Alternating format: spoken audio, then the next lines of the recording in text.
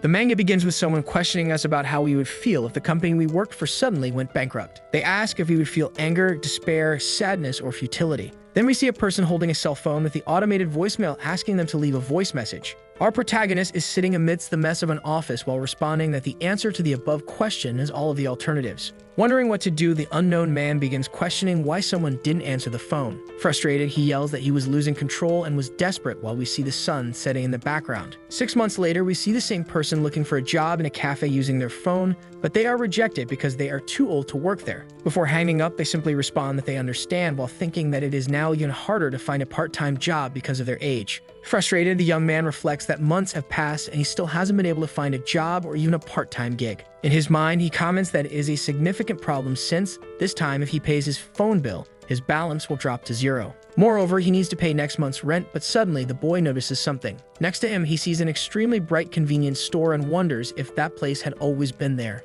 Approaching the store, the boy notices a flyer, and upon reading it, Chan sees that the store is hiring people regardless of their age. Immediately, he enters the convenience store, heading to the counter and explaining to the attendant that he came after seeing the job announcement. Finally, our protagonist asks if they are still hiring someone, while the attendant appears somewhat surprised. In his head, our protagonist wonders why the boy is acting that way until the attendant excuses herself. She quickly reveals that they are indeed hiring, and in fact, she is the store manager. The boy is impressed, as he thought the girl was a student. Immediately, the manager heads to a table and asks the boy to sit there while she goes to get some drinks. A bit clumsily, the convenience store manager asks what the boy would like to drink, and he quickly replies that he would like an Americano coffee. The job interview begins, and the girl first asks for the boy's personal information. He introduces himself as Chan, explaining that he is 20 years old and lives nearby. The manager asks if Chan has ever worked in a convenience store before, and the boy promptly says yes a few years ago. With her eyes shining with joy, the girl states that he is perfect, since Chan has the right age and experience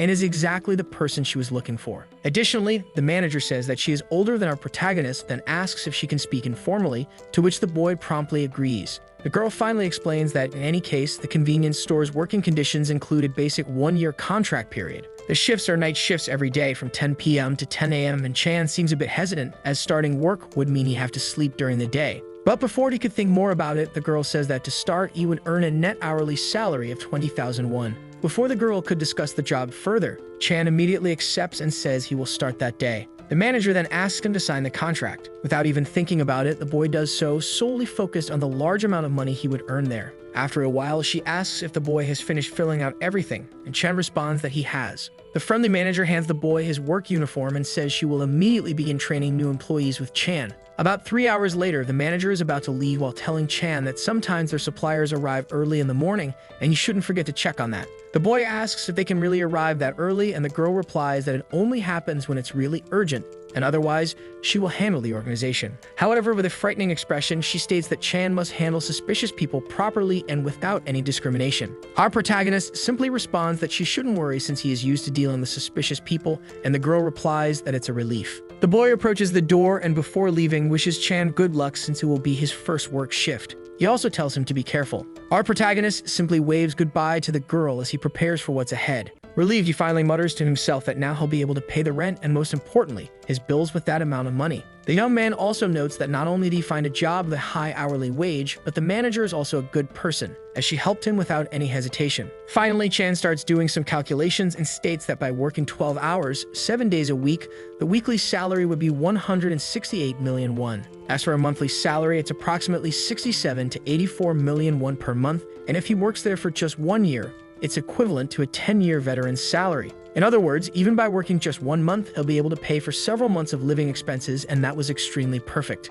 The boy hears the store's bell ring and greets whoever entered, and then the person asks where the toothbrushes are. Before our protagonist can respond, he notices something strange, and the unknown figure asks again where exactly the toothbrushes are, seemingly noticing Chan's odd expression. Then we see that the person is not actually human, but rather someone with the head of a dog. Annoyed, they demand Chan answer immediately. Completely furious, the dog-headed person starts venting, saying they're tired of hard work, still going through all this, and just want some toothbrushes. Despite everything and the strangeness of what was happening before his eyes, Chan simply points out where the toothbrushes are located. The dog-headed figure responds that Chan shouldn't have said so earlier and promptly heads in the indicated direction. As he watches the creature grab toothbrushes, our protagonist wonders if this must be some kind of special effects setup for a movie. However, he grows confused, asking himself if there's been any recent movie about dogs, and then notes that the makeup was incredibly well done. The dog finally brings the toothbrush to the counter and asks how much it costs, still appearing extremely annoyed. Our protagonist informs him that it costs 2,101 and the angry Chihuahua quickly pays.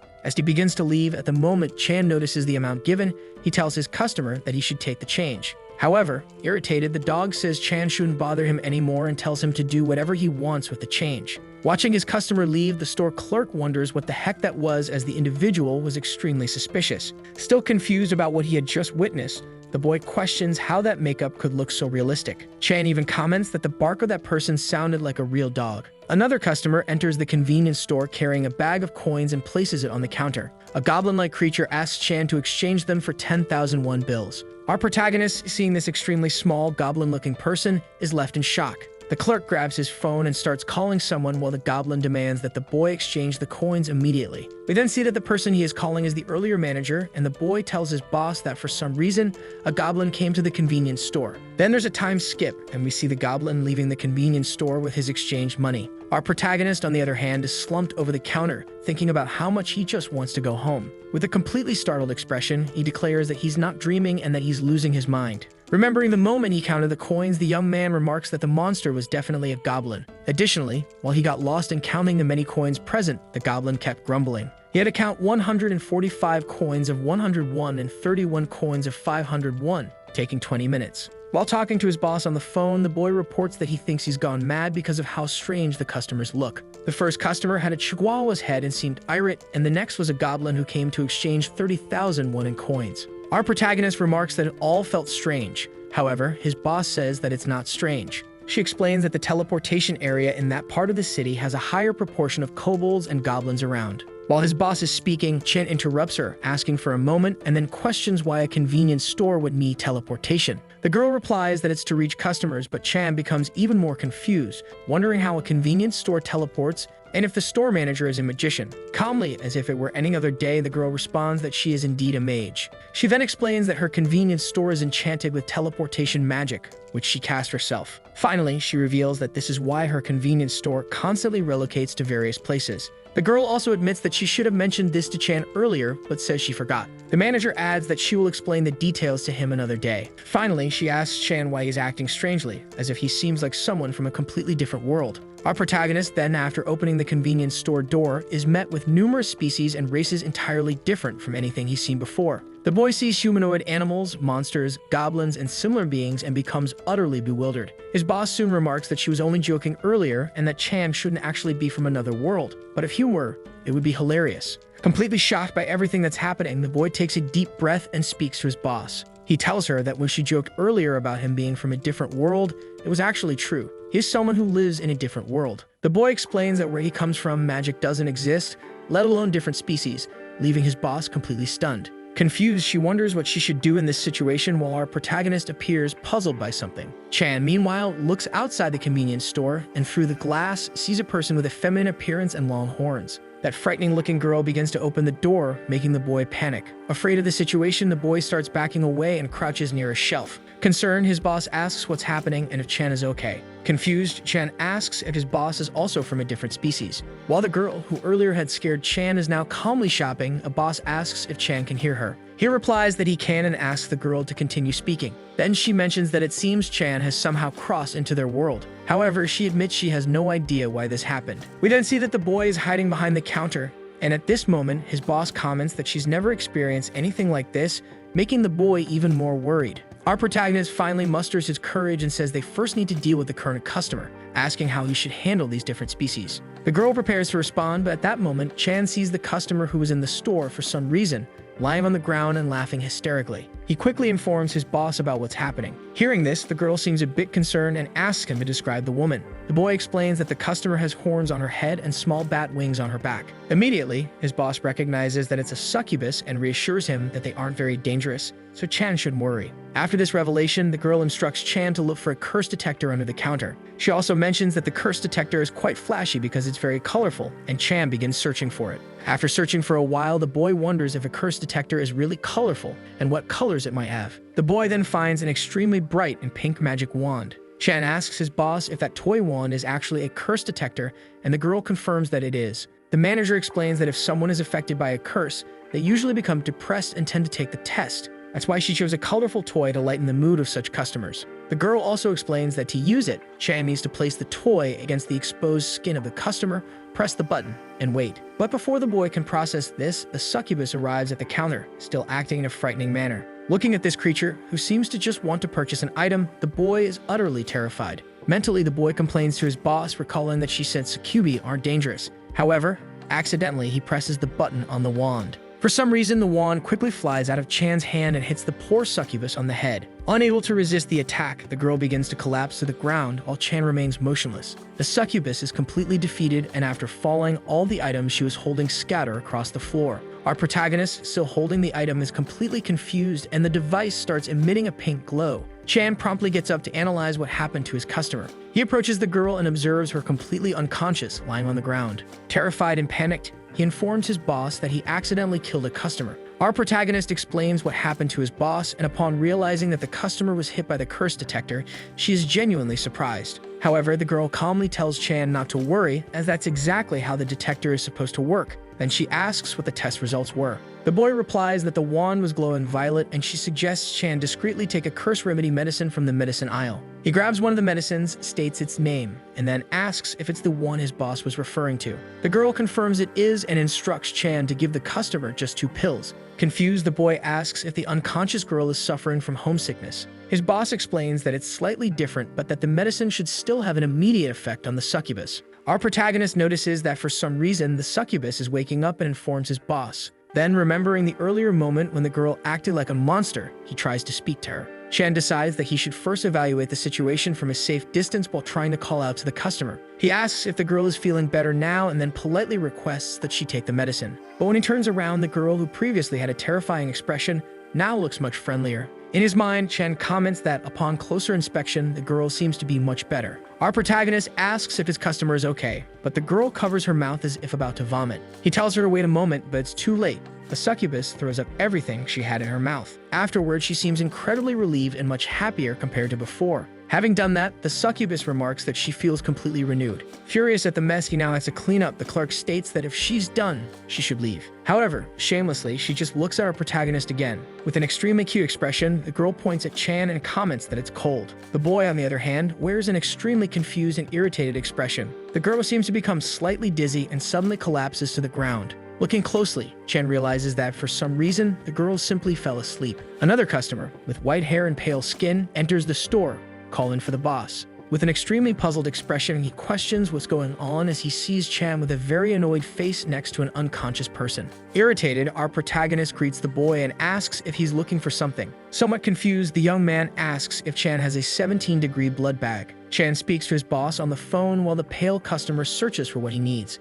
The manager asks if the succubus customer has taken the medicine yet. The boy replies that she has, but he plans to give her the medicine as soon as the pale customer leaves. The maid reassures him that it's fine and tells him they only stock blood bags under 15 degrees, so he should suggest the customer visit another store. The boss also instructs Chan to verify the boy's identity before selling him the blood bag, then asks if the customer is a vampire. Chan responds that he probably is, and the boss explains that vampires live long lives and appear youthful, which is why they periodically update their identification. Sometimes people present expired IDs marked with an X, and those individuals are usually adults. In other words, since the convenience store has a magical alarm, Chan should feel comfortable inspecting the customer. Upon hearing this, the vampire says it's a minor concern, and Chan replies that he understands. The creature approaches Chan, and the boy tells his customer that he only has blood bags under 15 degrees, so he'll probably need to visit another store. The boy then hands Chan a drink and remarks that he will buy it, prompting the clerk to inform him of the price. The young boy asks for a bag and shortly after also requests a pack of cigarettes.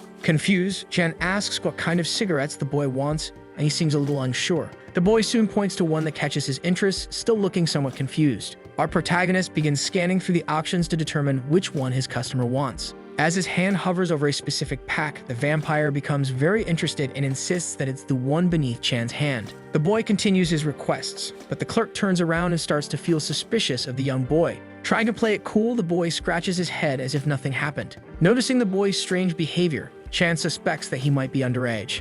The clerk asks the vampire if he can show his ID. The young boy begins stuttering, claiming that he's renewing his ID and only has an expired one. Chan responds that he can show any form of ID, but he needs to verify that the boy is of legal age. The vampire asks if Chan can't just sell him the cigarettes, but the clerk replies that it's a procedure, which irritates the creature, who slams an ID card onto the counter. He orders Chan to proceed, adding that his friends are waiting outside, so the clerk should hurry up. Analyzing the ID, Chan grows frustrated with the customer's stubbornness and remarks that the IDs in his world and this one seem quite similar. He examines the card and notes that it does indeed have an expired seal. At first glance, the ID seems legitimate, but Chan suspects it might be due to his mood. However, upon closer inspection, he notices a rainbow behind the boy's photo, as if a small piece of paper is sticking out. Shannon begins peeling the boy's photo off the ID like a sticker. As he removes the sticker, a glow emits from the card, spreading throughout the store. Our protagonist is completely confused, wondering what is happening. For some reason, the light starts chasing the vampire. The young vampire runs from the beam of light, questioning why it's pursuing him. The boy yells, asking what Chan did,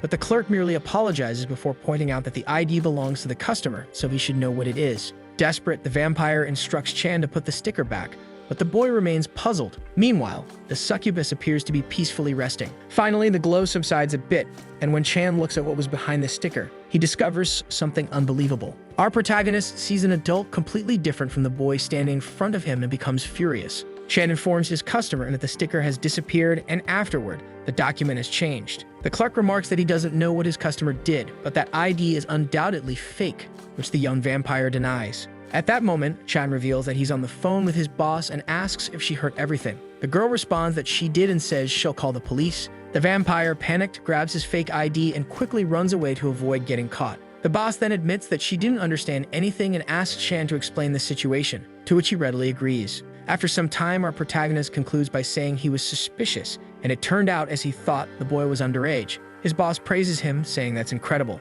However, the girl questions how Chan knew since she didn't hear the store's alarm go off. Chan responds that the customer handed him a fake ID with a sticker on it. He explains that the boy forged the ID by placing his own photo over it. Moreover, when he removed the sticker, some kind of magic activated on the identification. Confused, the boss asks if the boy recognized that by sight alone, and Chan promptly confirms, saying he's seen that kind of thing before. The manager comments that it's quite difficult since IDs in their world have strict security, making forgery and tampering extremely hard. In other words, forgers in that world are extremely skilled, and these individuals are so adept at magical illusions that it's challenging to recognize such things by sight alone. Han asks if it's really that difficult, and his boss replies that although the store's alarm magic tends to be somewhat unreliable, if it didn't go off, there's usually no issue. Once again, she questions how on earth the boy recognized the forgery, and Chan immediately realizes that everything that happened was a magical illusion. Our protagonist wonders if the vampire was truly a formidable figure, but quickly dismisses the thought. Ironically, even the forger seemed a bit confused about everything that was happening. Suddenly, his boss asks Chan if they should terminate his part-time contract, and the boy, hearing this, becomes extremely confused.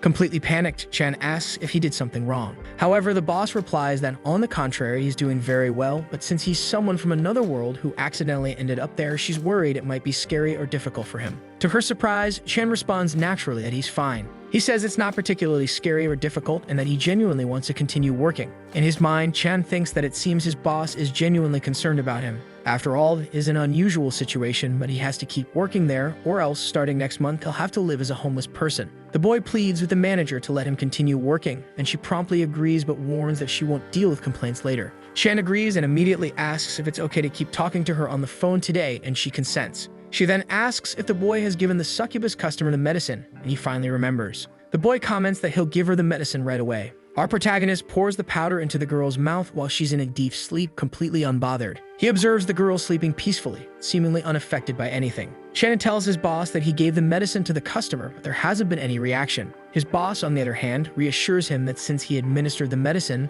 the succubus will slowly regain her senses. However, she warns the boy to be careful, as the girl might still feel nauseous. The boss asks if Chan thinks the customer feels confused or dizzy, but he replies that she doesn't. She suggests that Chan use the wand to check for curses on the succubus again. Holding the wand, Chan comments that it's not turning on and only makes a sound. The manager asks if the customer's body appears to be in worse condition, but Chan promptly says no. The mage comments that the girl's body seems to be in a very peculiar and special state. Before Chan can ask what kind of state that is, he hears a loud sound coming from outside the store. Trying to steady himself and leaning on a shelf, the boy wonders what kind of noise and vibration it is. He starts running outside the store, wondering if it's raining meteors. When he gets there, the boy sees something he truly didn't expect. He finds a pile of boxes and goods right in front of him. A female voice announces that the delivery has arrived, and looking to the sky, the boy sees a girl riding a winged horse. The girl asks if he's the new part-time worker her sister mentioned and immediately says it's a pleasure to meet him. Seeing the person in front of him, our protagonist greets her and asks her to wait a moment while he speaks on the phone. He tells his boss that someone on a Pegasus has arrived with cargo and asks if this is the logistics she mentioned earlier. The boss promptly replies that she said Yunha would handle the delivery that day, and hearing that name, the boy becomes confused. However, the girl introduces herself as Su Yunha and immediately asks the boy to step away from the store entrance. Obviously scared, our protagonist agrees and quickly runs back into the convenience store. Yona then asks if the boy could check the received items and sign for them now, and the boy reluctantly agrees. He quickly examines the paper handed to him while glancing at the girl unloading the deliveries. While talking to his boss, the boy reports that he doesn't recognize the written language of that world and asks how he should confirm the orders. The boss replies that she'll talk to her sister about it, but for now, he should just handle the signature. Then Chan asks what items have arrived. The girl responds that the delivery included snacks, drinks, and even dragon scales. She mentions she thought they wouldn't be able to obtain them, but Yuna managed to find them. Casually, she adds that dwarves and academies purchase such items often. However, she suddenly realizes and asks Chan if there are no dragons in his world. Chan retorts, stating that something like that couldn't exist in his world,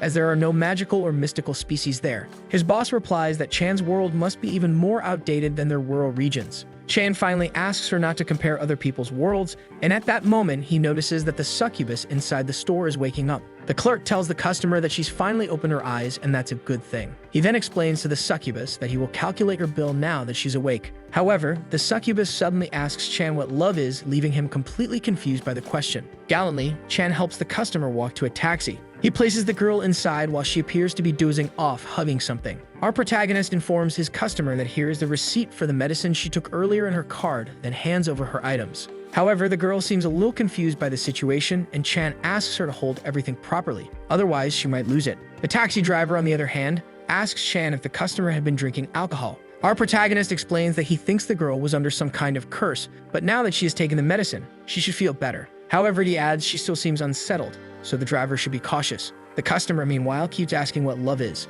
She also remarks that even when you think you understand it, it remains elusive and wonders what it could be. Chan responds that love is something you want but can't have. Hearing this, the girl is shocked. She leans closer to him and demands to know what on earth he means by that, leaving Chan feeling a bit nervous. Afterward, he simply asks the succubus to forget what he said, and the taxi drives off, leaving him behind. Chan feels relieved since the way he met the succubus was unpleasant, and they probably won't see each other again. Stretching, the boy celebrates, thinking that everything will finally be quiet. Suddenly, someone exits the convenience store, bumping against the glass. Yuna, for some reason, seems bothered by something, and Chan wonders why she's acting that way. He quickly approaches the girl and asks if something is wrong. The girl asks Chan to remove the dragon scale shipment, and when he asks why, Yunha explains that there's something wrong with those items. From the counter, our protagonist observes Yunha on the phone with his boss, and confused, he comments to himself that it looks like they've been talking for a while. Noticing this, the boy concludes that the problem must be serious. He also comments that it reminds him of when he worked part-time as a waiter and would see his boss and the delivery person arguing over spoiled ingredients. Chan decides that even if there's a defective product, a part-timer can't do much. He resolves to simply observe while his superiors handle the situation and focus on his own tasks without worry. Yuna approaches our protagonist and asks if his name is really Lee Chan, to which he confirms. She then mentions that her sister wants to speak with him, and when she turns her phone around, Chan sees his boss's image. The store manager asks Lee to inspect the dragon scales with Yuna, and though reluctant, the boy agrees. Next, we see our protagonist entering a strange door behind the convenience store. He and Yuna appear to be walking through what looks like a dungeon. Looking at the walls and observing the area, the boy questions whether this is really part of a convenience store. Walking through the corridors of the place, Chan wonders why the convenience store's warehouse resembles a dungeon. Yuna asks Chan if it's his first time seeing the storage area, and Lee promptly replies that it is. Chuckling softly, the blue-haired girl comments that he'll get used to it quickly, adding that she was the same way in the beginning. Seo, Teasing the manager, remarks that she's already told her sister her tastes are peculiar, but the manager responds that she decorated the convenience store according to her preferences. The girl remarks that there should be some limits since the interior is extremely strange, but the only reaction the manager gives is a pouty face. Finally, they arrive at a specific room filled with shelves and boxes. The blue-haired girl comments that it's dirty inside, so Lee should wait for a moment, and the boy agrees. Talking with his boss on the phone, he tells her that since she asked him to check things out, he went to the storage room. However, he asks if there's anything he can do, and the girl replies that he should simply follow her instructions since she has a plan in mind. Looking around, Lee notices a strange purple slime oozing out of an odd object that resembles a scale. Staring at the substance, the boy becomes completely confused, wondering what it is. Totally baffled, Lee asks what the strange goo is, and C responds that it's pus. She explains that this pus is a cluster of contaminated magical energy, and if the purification process for dragon scales isn't done correctly, this is what happens. Chan then asks if the large object that looks like a turtle shell is a dragon scale, and the girl confirms it. She mentions hearing that scales discarded by dragons moving to rural areas are often neglected, so she hurriedly brought those scales here. However, because she was in a rush and couldn't trust the work of a proper company, this is the result. But Siu says it's not too serious, and if they purify the scales immediately and scrape away the pus, they can still use them. The problem is that it's already midnight and the company is closed. While listening, the boss finally speaks and says that's why she wants her employees' help, leaving Chan confused. Brazenly, the girl asks if Chan would like to touch the pus. Hearing this, the boy is utterly incredulous at the outrageous question. Yona crouches down, collects some of the slime, and asks Chan to touch it. She tells him that it's harmless and that he just needs to touch it. The protagonist's boss says she trusts him for this task, but he remains hesitant, wondering what would happen if he touched it. Immediately, Yona adds that she'll pay him 100,000 won if he does it, and at that moment, he agrees. The boy reaches out to the pus, while Yona thinks to herself how simple this boy really is. As he attempts to touch the slime, for some reason, it recoils and repels his hand. Observing the bizarre material, the boy wonders aloud if this thing is alive. The manager replies that it's impossible since it's just a cluster of magical energy. Yuna also confirms that it's probably avoiding Chan, but the manager instructs him to ignore it and grab the slime anyway, which he does, clutching the amoeba-like substance. A magical reaction begins and a light starts emanating from the strange object. Both Chan and Yuna stare at the glowing object in awe. Suddenly, the goo, which was previously purple and ugly, changes color, becoming a stunning petrified blue. Siu is utterly shocked, exclaiming that it happened just as her sister had predicted. The girl yells for her sister to see it, marveling that it turned out exactly as foretold. However, the manager comments that it's too early to celebrate and asks Chan to place the wand on the stone. The boy does so, but when he touches the wand to the magical stone, absolutely nothing happens. Our protagonist informs his manager of this, and she explains that it's because there's no contaminated magical energy for the wand to detect. She further states that the reaction from the slime is the type of result you get when the purification process is done correctly, confirming her prediction. The manager then reveals that based on what she observes, Lee might have an anti-magical constitution, leaving the boy even more confused. Yuna interjects, explaining that in simple terms, it means having a body immune to magic. Because of this, the boy's manager says she needs to discuss something with him. She asks if Chan remembers when they tested his body earlier using the wand. The boy promptly replies that he does and that it made a loud noise. The manager retorts that such a reaction only occurs in two cases. The first possibility is when there is absolutely no magical power, which in their world would be incredibly dangerous. However, since Lee is from another world, it's irrelevant. The remaining possibility is that the testers don't work due to the magical resistance Lee possesses. Hearing this, the boy asks what that even means, and the girl explains that she wants to test her theory, which is why she asked Chan to accompany Yuna. She also mentions that she will share more details with him once her sister leaves, and he simply responds that he understands. In his head, the boy wonders what the heck his boss is talking about since on his first day, he discovered he had magical resistance that reflects rainbows. Turning away, he muses that it's not like he's the protagonist of a drama who just discovered a secret about his birth. Suddenly, for some reason, Yuna slams her hands against the wall, pinning Chan in place. After doing this, Yuna says she has a favorite ask and inquires if he would hear her out. Cornered, he responds hesitantly, asking what she wants. Bluntly, the girl asks Chan to help purify the dragon scales, framing it as a personal favor. Chan seems uneasy about the request, questioning if she's seriously asking him to do this. Young responds that she believes he can do it, and the manager gets Chan's attention. Looking at the phone screen, he sees an unbelievable sight. The boy sees his boss with the expression of a starving puppy, begging him to help her sister. In his mind, Chan wonders if his boss and her sister are really serious about having him handle the purification. Glancing at Yuna, he sees her eyes shining with hope, and he begins to feel tempted. He covers his eyes, stating that the brilliance of the two sisters is too much and their gazes are too intense. Finally, Lee gives in and says he'll do it but wants to know how. Hearing this, Yuna and her sister are genuinely grateful. The The blue-haired girl explains that the method is simple. He just needs to place his arm into the hole in the scale. Seeing this, our protagonist immediately regrets his decision. He says he doesn't want to do it, and Yunha asks why he changed his mind so suddenly. Lee responds that it seems far too dangerous to stick his arm in there, but his boss assures him that his special body ensures nothing will go wrong and that he should just do it.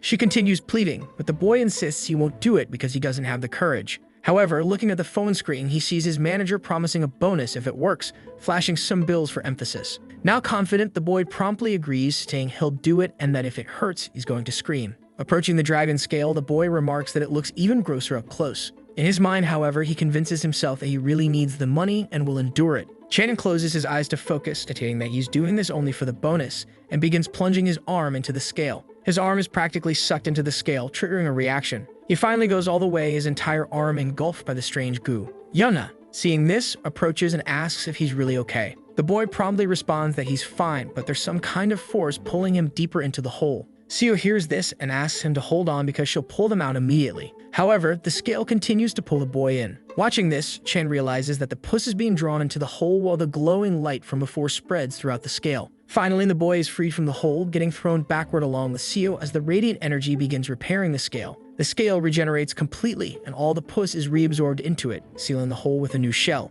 As it gets up, our protagonist remarks that the whole experience was incredibly chaotic. In his head, he mutters that this was a disaster, especially for his first day on the job, until someone calls out to him. Yuna, who had been hit when Chan removed his arm from the hole, begins grumbling. Seeing this, the boy apologizes and asks if she's okay. She responds that she's fine but asks if our protagonist is hurt.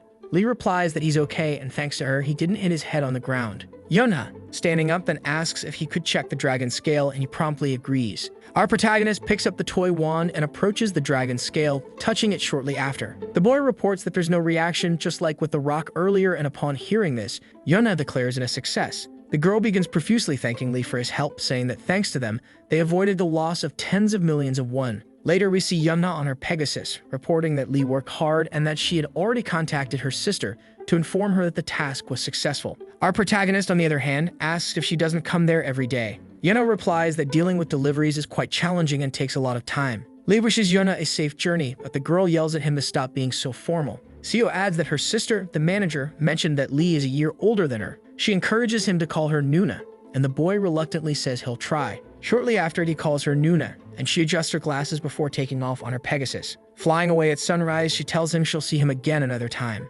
Afterward, she soars into the sky amidst the rising sun, while Yuna watches her departure. Turning to the side, the boy finally realizes that it's morning. Back at the convenience store, after a few hours, we see someone with animal-like hands placing items on the counter. A kobold, half human and half dog, asks our protagonist to hurry as she needs to catch a bus soon. Lee promptly calculates the total price of the purchases, and the kobold places a bill on the counter, telling him to keep the change. Chan watches the half-animal customer leave, looking quite puzzled. He turns around and calls for the next customer, and we see a queue filled with various species of people. Time passes, and Yuna finally finishes serving all the customers inside the store. After some time, we see the boy complaining about being utterly exhausted as it's been a while since he stayed up all night. At that moment, he responds to a message from his boss, who asks if Lee isn't feeling sleepy. Our protagonist replies that he's fine. The girl commends Lee for working so hard on the purification task and assures him that she'll give him the money as soon as she gets to work. At that moment, the boy hears the store bell ring, but when he looks toward the door, there's no one there. He wonders to himself if the customer simply entered and left right away.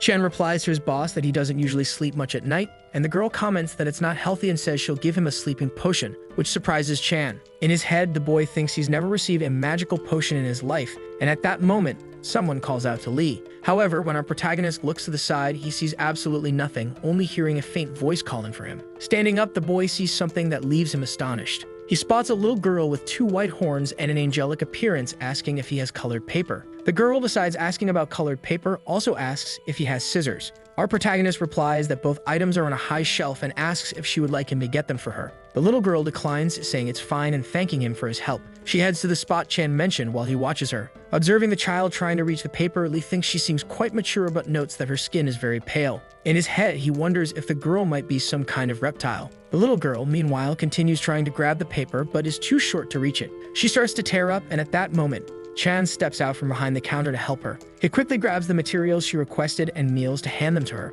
With the paper in her hands, he tells her that here are the items she asked for. With tears in her eyes, the little girl simply thanks him for his help. Noticing that the girl resembles a dragon, our protagonist wonders if she might unleash a fire breath attack, thinking it would be troublesome if she destroyed the store. However, the little girl with a sad expression looks at the price of the items and says she can't afford to buy them. Chan asks why, and the girl responds that she only has 5,000 won and doesn't want to owe 100 won. Feeling sorry for the girl, Lee replies that the total cost is 5,100 won, but he can cover the difference for her. However, the reptilian girl refuses, saying her mother told her never to accept money from others. Curious, our protagonist asks why she needs the colored paper and scissors. Shyly, the little girl explains that Mother's Day is approaching and she really wants to give her mom a gift. She just learned about Mother's Day in kindergarten and says her mom always buys her presents for Children's Day. But she has never given her mom a gift on Mother's Day, so this time she wants to do something special. Hearing this, Chan feels moved. Our protagonist suggests that she could make origami without scissors, but the girl extends her hands and says she can't. Chan, puzzled, asks what's wrong with her hands. That's when the girl reveals claws, leaving him concerned. She adds that when she handles paper, tears because of her claws. Chan realizes that she could easily rip through anything with those sharp talons. He acknowledges that origami would be difficult with such hands and thinks that even if he offers to pay for her, the girl would never accept. Moreover, it seems like a surprise gift, so Chan makes a decision and asks if he should lend the store's scissors to her. He sketches some flowers on a piece of paper and hands it to the girl, asking her to try cutting the colored paper along the outlines. Seeing this, the half-dragon girl beams with happiness and thanks him profusely. In his head, Chan muses that this situation has turned into a bigger ordeal than expected, as his shift has already ended and he's practically helping her do everything. He also thinks there's no need for a little kid to go to such lengths. Additionally, he notes that the manager will arrive soon and wonders what he'll say to her. At that moment, the half-dragon girl asks for a moment. She goes to a food shelf and comes back with a chocolate bar, asking how much it costs. Chan tells her the price and asks if she's planning to buy it. She promptly replies yes, and they head to the counter. Chan scans the product and the little girl pays the 2,000 won. Afterward, he tells her she can eat it whenever she likes but notices that she's doing something specific. The girl breaks the chocolate bar in half and hands a piece to Lee. She insists that they eat the chocolate together while making origami for her mother. Lee appreciates her kind gesture but tells her that it's her snack and that she should eat the larger piece even if she shares it. However, the half-dragon girl argues that Chan is bigger than her and deserves the larger piece. Besides, her mother told her that eating too much chocolate would rot her teeth. She keeps insisting that Lee share the chocolate with her, so he finally agrees, taking half of the bar. Sometime later, the manager arrives at the store and greets our protagonist with a cheerful good morning. She comments that Chan must be tired after working all night but stops when she sees him eating chocolate and making origami with a little girl. Chan promptly greets his manager and the woman asks who the girl is. Lee explains that there were no more customers in the store and he lent the scissors to the girl so she could make a gift. He apologizes, saying the girl didn't have enough money to buy the scissors, so he thought it would be quick, but ended up taking longer than expected. The manager, however, assures him it's okay and that she understands the situation. She then asks if the child seems shy. Chan agrees, saying kids are often like that at her age.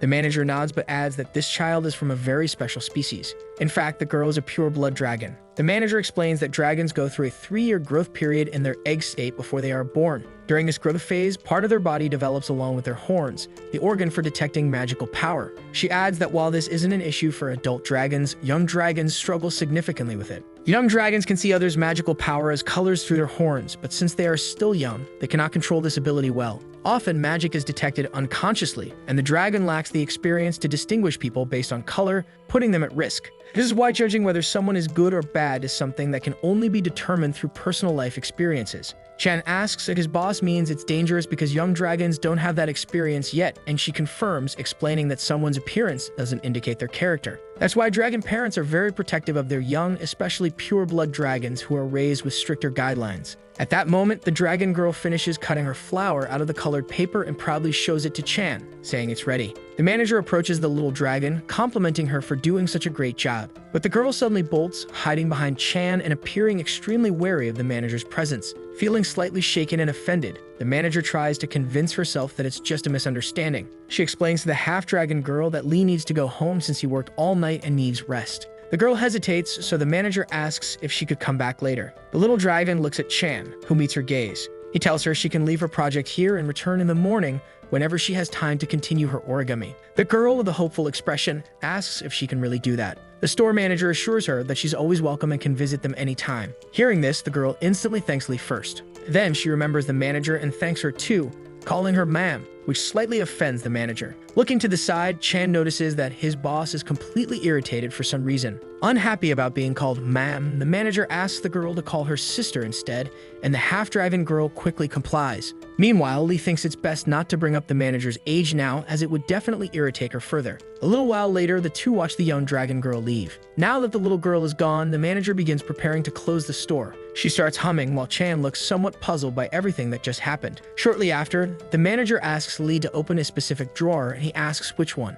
She quickly explains which drawer to open, and the boy promptly understands. As he opens the drawer, Lee wonders what his manager is up to. Inside, he finds a technological globe. His boss explains that it's a magical item called a teleportation machine, used to move their store to different locations. Seeing it, Chan remarks that the item looks both magical and like advanced future technology. The mage proudly says she made it herself. However, she warns him not to touch it carelessly because it designates the areas where the store can operate. If he presses incorrectly, the store will immediately move to a new location, and all the displayed products will also change. Chan replies that he understands. The manager also mentions that the item is easy to use. He just needs to enter his home address into the displayed window. Confused, Chan asks if he should type his address into the holographic screen in front of him, and she confirms. She further explains that she usually handles this, but if she does it, there's a chance they won't teleport to Chan's world. She clarifies that for teleportation magic, clear destination information and strong intent are crucial. In other words, if the person hasn't been to a place or doesn't have the will to go there,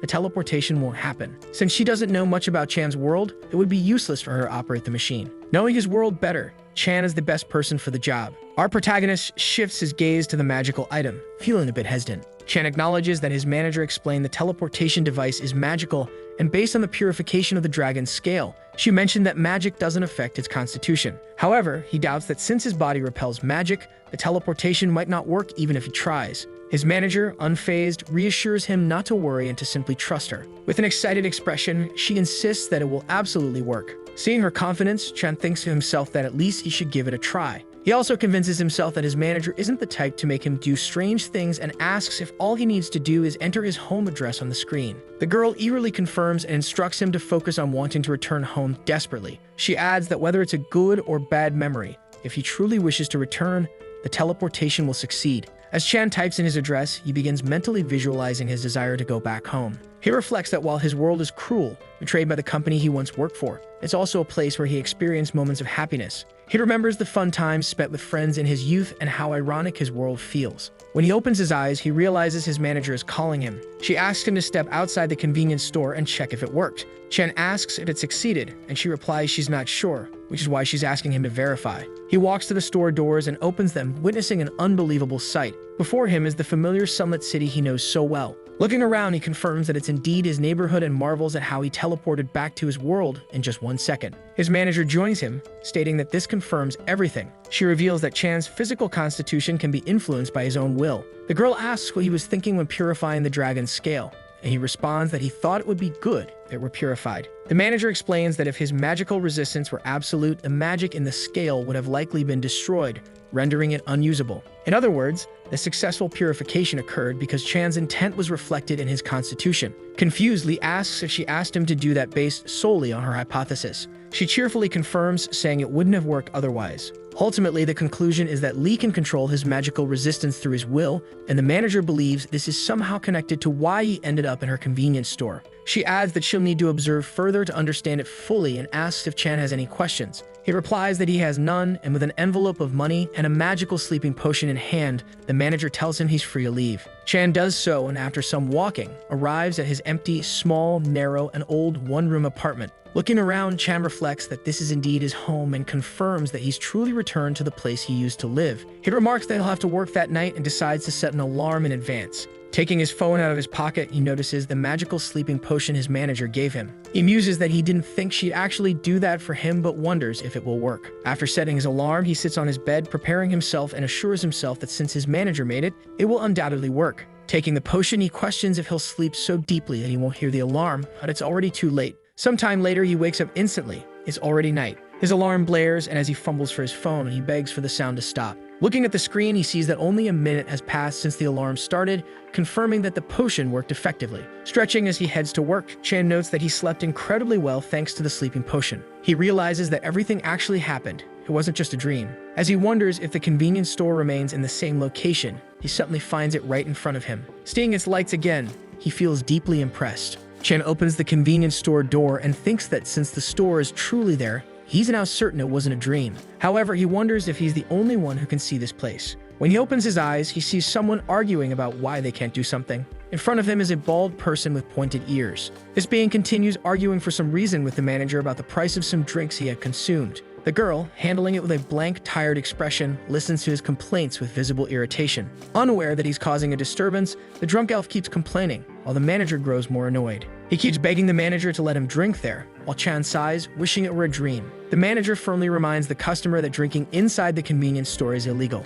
She tells him he can't do that and should pay for the soju and drink it at home, which enrages the bald elf. The drunkard yells, questioning why it's illegal, arguing that it should be wrong to drink in a place that sells alcohol. Chan steps in, explaining that under the law, convenience stores are classified as restaurants, and that's why he can't drink there. Furthermore, he can't drink outside the store either, so he should just pay for the alcohol and consume it at home. His manager asks Chan when he arrived, and he replies it wasn't long ago and remarks that she's been working hard. Before she can continue, the drunk elf starts shouting, questioning who Chan is to interfere so suddenly. Lee calmly states that he's an employee, and the elf indignantly asks how Chan dares to address a customer when he's just an employee. The bald elf starts playing the victim, accusing Chan of mocking him because he's an elf and claiming that Chan looks down on him. The customer begins shouting that they're both mocking him because they're humans, while Chan tries to explain that he didn't mean any harm. Without thinking, the elf throws himself on the floor, wailing and declaring that Chan is prejudiced against him. Rolling on the ground, he cries loudly, claiming it's heartbreaking, while Chan urges him to stop, saying it's dangerous.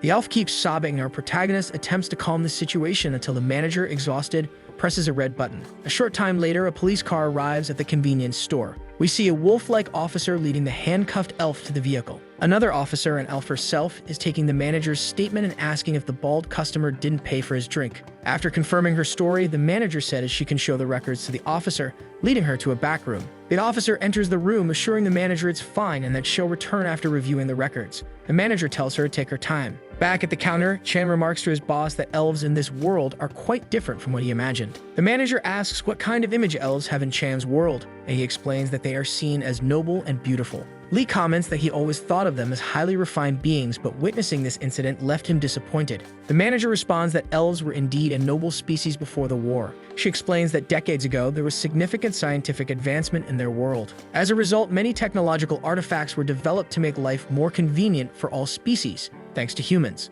Other species embraced these advancements, finding their lives more comfortable due to the new science and technology. However, to live even more comfortably, they began developing provinces, which led to the destruction of nature during the process. Most species were satisfied because their daily lives became easier, but one species refused to accept these changes: the elves. They were deeply dissatisfied as their natural homes were destroyed. Eventually, this discontent escalated into a war. Hearing this, Chan asks if the conflict arose because of scientific technology. The manager confirms, explaining that elves are nature-friendly beings who couldn't tolerate the destruction caused by development. Since the elves destroyed many buildings and factories, the other species grew resentful and were forced to choose sides between humans and elves. They would have to choose between following the humans and advancing, or staying with the elves and maintaining the current situation. And the decision for this was made unanimously, and they chose to side with the humans. Moreover, even when all the species fought together, the number of elves was enormous. Thus, the war continued for a long time, and after that, they finally made reparations, but the number of elf and human species decreased significantly. Chan then asks what happened to the elves,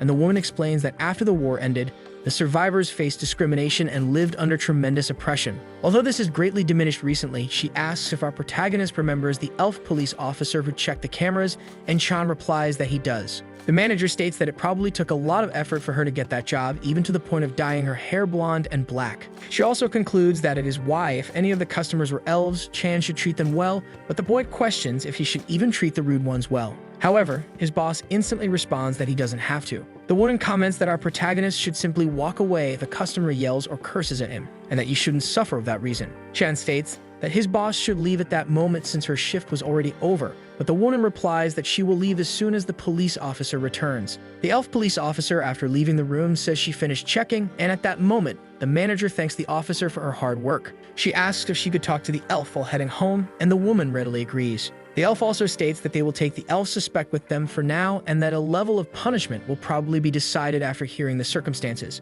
Finally, the manager mentions that Chan can message her if anything happens, and before leaving, the elf officer also thanks Lee for his cooperation. Chan asks his manager and the elf to return safely. Right after the two leave, the boy collapses over the counter, exhausted. The boy thinks he is already so tired on the second day of his part-time job and that he should adapt quickly, otherwise he won't last long. At that moment, a customer enters the convenience store, opening the door. A person in a suit questions Chan if he is really being distracted at work. We see that this person is that Chihuahua again, and the dog tells Lee to get up immediately. Realizing who it is, our protagonist wonders if he could expel this customer, just like his boss had said. Our protagonist asks if the Chihuahua is looking for something specific, and the man asks where the toothpaste is. Chan replies that it's in the same place as the toothbrush the dog bought the day before. Completely irritated, the Chihuahua questions why our protagonist is talking like that and asks if he's going to keep working that way. He orders Chan to properly and sincerely explain where the items are. Chan, even extremely tired, asks the dog to follow him as he will show him.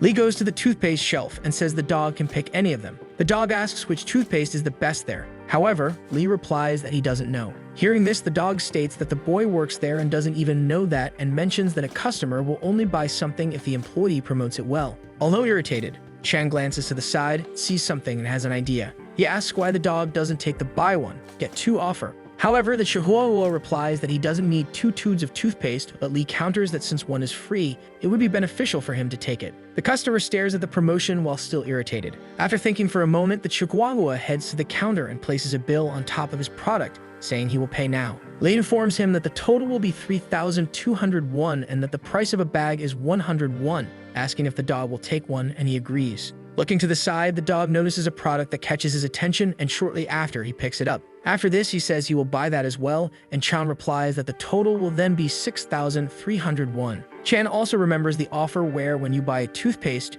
you get another one. But upon mentioning this, the Chihuahua says he doesn't need 2 tubes of toothpaste. He says the boy can keep one, and after handing the dog his change, Chan asks if he can really keep the toothpaste, and the Chihuahua replies that he can. However, our protagonist says he cannot accept it since the dog bought it, so he can't take it. Nevertheless, the dog replies that it is none of his business. Right after that, he leaves the store, leaving Chan still confused about the whole situation. In his head, the boy hopes that Chihuahua is not a regular customer there since he is quite difficult to deal with. But putting 2 and 2 together, our protagonist realizes that since the dog came there today, it seems he works nearby and wonders what he would do if the dog came every day. At that moment, someone else walks through the door, and Chan looks surprised but quickly greets the new customer. Looking ahead, the boy notices that the customer this time is the same Succubus from before. After realizing this and remembering everything he went through with that crazy woman, the boy becomes scared. The Succubus calmly asks if our protagonist also sells resignation letters. A little later, while the customer is walking through the aisles, Chen calls his boss and informs her that the Succubus from the previous day is there again.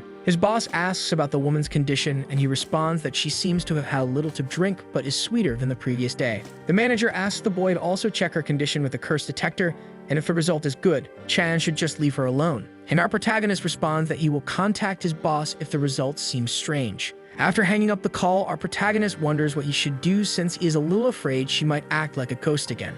Remembering the bonus he received for his work yesterday, the boy affirms that he would work diligently to accept that money with confidence. He approaches the Succubus, politely asking for her attention, and the girl turns her focus to our protagonist. Pointing to the wand in his hand, Lee informs her that he will have to use it if she wants to stay in the store and asks if that's okay with her. The girl readily agrees and asks Lee to touch the device to her hand, which he proceeds to do. Chan thanks the girl for agreeing to his request, and embarrassed, she apologizes for what happened the previous day. Chan then asks if she is referring to when she vomited rainbow ice cream in the store, and upon hearing this, the Succubus begs him not to mention it again. Covering her face, the girl explains that she went crazy the previous day because she consumed too much magical power while working at her company and truly feels sorry about it. Our protagonist asks what kind of company she works for that could lead to such a situation, and she explains that it's a pharmaceutical company making love potions. Chan, confused, questions if potions aren't made by magicians. However, the girl clarifies that in the love industry, Succubi are the best at it. She explains that their species is exceptionally talented at captivating and fascinating others, being the species closest to love itself. Thus, they work in pharmaceutical companies producing love-related medicines. Alternatively, they work as psychiatrists, counseling people with love-related issues, and she's part of a pharmaceutical company. Because her work didn't go well yesterday, she made a mess and apologizes once more. Chan thinks that Succubi are quite fascinating in this world. However, something feels off, and Lee then asks why she is considering leaving her job since she was previously looking for a resignation letter. He comments that he thinks the work she does suits her well, but wants to know why she wants to quit. With tears in her eyes, the succubus confesses that she has never dated anyone before, and because of that, she doesn't even know what love is. Chan responds that she is a succubus. She replies that precisely because of that, she should know what love is. But since she was focused on her studies, there was no romance in her life. She mentions that she is still trying hard because it's her first job, but since she doesn't understand love, her work isn't going well. The girl states that even though she asks her old colleagues about love, they all say different things, leaving her unsure of who to believe anymore. Because of this, she feels that perhaps this job isn't compatible with her, and that's why she was looking for a resignation letter. Lee realizes that the girl is troubled by this and comments to himself that he initially just wanted to test if she was okay, but ended up hearing some personal matters. He then asks the girl to cheer up, explaining that everyone faces tough times when starting their first job. Therefore, she shouldn't think of it as something bad. Upon hearing this, the girl admits that she came to the store because she remembered what Lee had said. After hearing that, the boy seems confused. But immediately he recalls what he had told her in the taxi and realizes she is probably referring to that. Lee reveals that he actually said it without much thought. However, the succubus stands up, stating that she was shocked upon hearing it. She explains that everyone always says love is easy, pleasant, and joyful, which is both bothersome and harmful. But Chan was the only one who responded differently, and she mentions that it kept spinning in her mind because it was something new. Begging Lee, the girl asks him to explain the meaning of his words and what he thinks about love. She continues, insisting that she really wants our protagonist to answer that. However, Chan thinks he has seen those sparkling eyes before. The young man quickly apologizes for his words, admitting that he spoke without truly understanding love himself, as it was just a spontaneous comment. To be honest, he also confesses that he has never dated anyone before. The customer, hearing this, becomes quite confused and asks why. He responds that the reason he has never dated anyone is because of his face, as it looks boring. The two look at each other for a moment, both confused by the situation, and embarrassed, Lee turns his face away. Crying, he pleads with himself for the succubus to try to understand and go home immediately. As she opens the Notes app on her phone, the girl tells Chan that everything is ready for them to start. She explains that before they begin, she will clarify a few things to Lee. No matter what he shares, it will not be leaked to anyone. Additionally, the information will only be used as a reference to help her respond to his doubts more comfortably. As he looks at the girl in front of him, our protagonist thinks he has nothing to tell her about love since he's been single for 29 years. He's certain he won't be of any help to the succubus, and decides to change the subject, suggesting that instead of interviewing people, she should enter a relationship. The girl looks a little confused, and Chan says it's embarrassing to admit, but people around her have probably already tried to match her with someone. He then asks if she's ever been in that situation, and the girl says she has but avoided it because she was really scared. The succubus explains that she studied a lot about love when she joined her company, and every book and person she consulted described love as something grand. But this something isn't tangible, and she acknowledges that everyone has different experiences with it. Then, suddenly, she got a thought. In this thought, she wondered if love was different from what she expected, and when she thought that way, she became scared and avoided relationships at all costs. Embarrassed, the girl quickly says that it's strange since a succubus shouldn't be afraid of love. However, our protagonist replies that it's not strange at all because everyone fears things they can't see. He adds that human emotions, especially, are hard to understand, and among them, love is the most complex emotion, making it difficult to fall in love. Still, since her work is related to love, she should approach it lightly. Confused, the girl asks what he means by lightly. Shen responds that she said love is a great thing, but to be honest, he doesn't agree with that. The girl asks why, and our protagonist reveals that he felt this way after witnessing his friend get married. He explains that when his friend was dating, he bragged a lot about his girlfriend, often saying they were soulmates. But after they got married and started living together, they began noticing each other's flaws, which led to many fights. Because of this, his friend said he regretted getting married. The succubus comments that it's a shame. Shan agrees, adding that his friend used to say he loved everything about his girlfriend while they were dating. Not just him, but when looking around, others seem the same, as love appears to change when circumstances change. But typically, something big shouldn't change. However, love does because it's created by people with various emotions. That's why she should approach it lightly and try a relationship at least once, acknowledging that while love is incredible, it's not always great. However, he advises the succubus to be careful not to develop dangerous romantic emotions. The girl, not fully understanding, asks what he means by dangerous love. He explains that there are two types of dangerous relationships. The first is one-sided love, where one person overwhelms someone who doesn't reciprocate. The second is love from afar, where someone doesn't reveal their feelings and leaves the other person confused. He explains that, in his opinion, these types of love are dangerous because they leave wounds and scars on either side. The boy also states that while they are different types of love, to him, they are just greedy, one-sided emotions because love isn't built by one person alone. Chan comments that he believes it can only be called love when a relationship is established through mutual exchange of feelings. So the succubus should avoid those kinds of love and pursue a comfortable relationship. After noting everything she heard, the girl questions if she can manage that since she considers herself such a frustrating person. With a confident look, Lee assures the girl that she can definitely do it because she's a very attractive person. He adds that it might be a bit rude to say this, but not many men would reject her confession, and that's why she should have confidence and give it a try. And if it became too difficult, she could simply stop. But immediately, Lee shuts his mouth. Shortly after, Lee apologizes for talking so much despite never having been in a relationship before. However, the girl seems happy and comments that it's okay. Moreover, she admits she has also never dated anyone, but is still making love potions. She says that, in fact, it's easier to understand someone who also hasn't dated before, but Chan is already uncomfortable with all the comments about him. The young man asks if his customer doesn't need to get ready for work now, and the girl realizes it's already time for the first bus to arrive. Shortly after, she bids farewell to Chan and thanks him for listening to her, and our protagonist responds that he was happy to help her. Before letting the girl leave, our protagonist hands her a small red box, which seems to be something to relieve a hangover. The girl asks why she's receiving it, and Lee explains that since she has to work, it would make her day at work less difficult if she took it.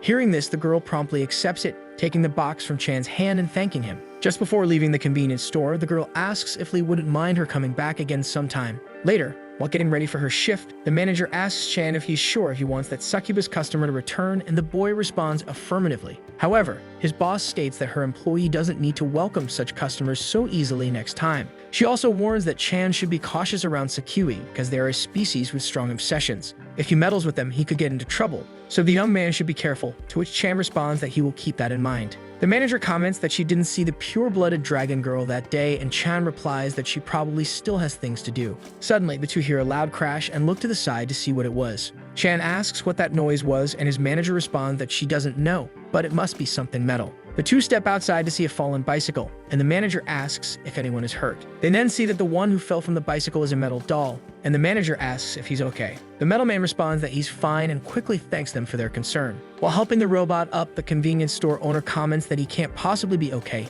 since that metal sound was really loud. The robot apologizes for scaring the girl and then thanks her for her help. The woman also asks why the robot fell, and Chan notices something. The creature reveals that an unexpected situation occurred, and the bicycle pedal suddenly stopped working. At that moment, our protagonist responds that the chain fell off, leaving both the robot and the manager confused. Lee explains that the chain probably fell off because it twisted during a gear shift, and it's actually an easy fix. He starts fixing the bicycle while walking everyone through the steps. After a while, he reveals that he managed to fix it, impressing both the robot and his manager. The woman comments that he's amazing for fixing it so easily, and the robot thanks him for his help. Proud, the boss remarks that Chan is truly talented in so many things and very reliable, to which the boy responds that he only knew what to do because he used to ride bicycles a lot. The robot then thanks Chan for fixing the bike and hands him a small card, which turns out to be his work card, saying that Lee can call him for help anytime. Chan and his manager, upon receiving the card, realize that the robot owns a monster hunting business. Our protagonist tries to decline. However, the robot insists on repaying the favor somehow and then bids farewell on his bicycle. The manager waves goodbye to the man and tells him to be careful on his way back. At that moment, the boss reminds Chan that he should also head home and rest because things would be tough the next day, asking if he's ready for it. The girl reveals that the next day is Friday, and realizing this, Chan becomes desperate. And the boy admits he forgot because it's been a long time since he worked in a convenience store. But he remembers that Friday is a crazy party day for workers. Our protagonist begins to explain that the Blazing Friday is also known as the wildest day of the week for anyone working in convenience stores. This is because it's the day when everyone relieves the stress of the past 5 days, and if you wonder how they relieve it, it's with alcohol, of course. Thanks to this, all alcohol stores make a big profit on this day. This includes convenience stores, but the customers in convenience stores are quite different. At that moment, we see an elf sitting on the floor, appearing drunk, while another person beside him prepares to sing a song. Holding an alcoholic drink as a microphone, the boy begins singing in a terribly off-key voice. They continue making that noise until, for a moment, someone with wings passes by. We see a half-bird girl dancing to the extravagant noise of the drunkards. At this moment, our protagonist tries to stay calm, just watching the whole scene. With an extremely exhausted expression, Lee endures everything without being able to say anything at all. Suddenly, someone steals the bottle from the guy who was singing and then takes the snacks from the other person, spilling everything. Trying to stay calm but clearly frustrated, Chan states that he understands his customers are feeling good because they're drunk. However, they need to pay before touching the products, prompting the two to immediately apologize and head toward the counter. Suddenly, someone screams for Lee's help, and the boy looks in the direction of the sound. The girl who had been dancing earlier appears in front of Chan, and upon seeing her, he is extremely shocked as the half-bird girl throws herself on him. The two other customers drinking turn around and are equally shocked by the scene. At that moment, Chan manages to hold the customer in a majestic manner, as if they were performing a rehearsed dance. The drunk customer claims she has finally become a swan, while Chan pleads in his head for her to do that at her own home. Struggling to stay upright with her in his arms, he begs the girl to please stop, leave, and go home. Suddenly, a loud crash is heard, and we see a bull accidentally crashing into the entrance door and breaking it. Shortly after, completely drunk and shameless, the creature gets up, showing a piece of the wreckage stuck on its horn. The animal starts wondering where it is, while Chan, desperate, lets go of the bird woman he was holding. He stares deeply at the completely destroyed door, while the bull, still confused, wonders where it crashed. Meanwhile, with tears in his eyes, the protagonist mutters to himself that the animal crashed into a glass door. After some time, we see Chan on the phone with his boss, and the woman asks if he's okay. However, with a completely devastated expression, the boy asks for help. Lying in her bed, visibly exhausted, the woman apologizes, saying she feels like she's about to die as well. Covering her face with her hands, she explains that the day was especially bad because unusual customers showed up. She begins recounting how a goblin man asked her to split his payments across multiple cards during checkout, with many customers waiting behind him. And not only that, but an elderly woman suddenly cut the line, leading to a big argument between the goblin and the woman. The two kept shouting at each other to determine who would pay first, while the manager tried to calm the situation. The woman also mentions that demanding customers are normal on Fridays, but that day was particularly difficult. Chan thinks that it seems like the manager had a tough day too, and that there's nothing they could do about it. However, the woman asks if he's really okay. The boy asks why she's asking, and the woman says she thought he might be struggling because he seemed very exhausted the previous day. Looking at the door, our protagonist reflects that he temporarily patched it up with cardboard. At that moment, his manager asks if something happened. Embarrassed to admit it, Lee hesitates but eventually spills the truth, revealing that a minotaur broke the door. Hearing this, the woman becomes desperate. She immediately asks if the boy is okay and hasn't been hurt, to which he replies that he's truly fine. Additionally, the boy explains that he already got the details of the minotaur responsible for the incident and has made a temporary fix, so she doesn't need to worry for now. After hearing that, there's only silence, and the boy thinks the girl must be genuinely surprised that the door was broken. However, he wonders if what he said was too shocking and if he should have thought more carefully before telling his manager to avoid surprising her so much. At that moment, the girl says she needs to find a tool that could be useful for him, leaving Lee confused as he asks what she's talking about. Our protagonist questions the reason for this, and the girl reveals that she's been thinking about it recently and will prepare a tool for him as quickly as possible.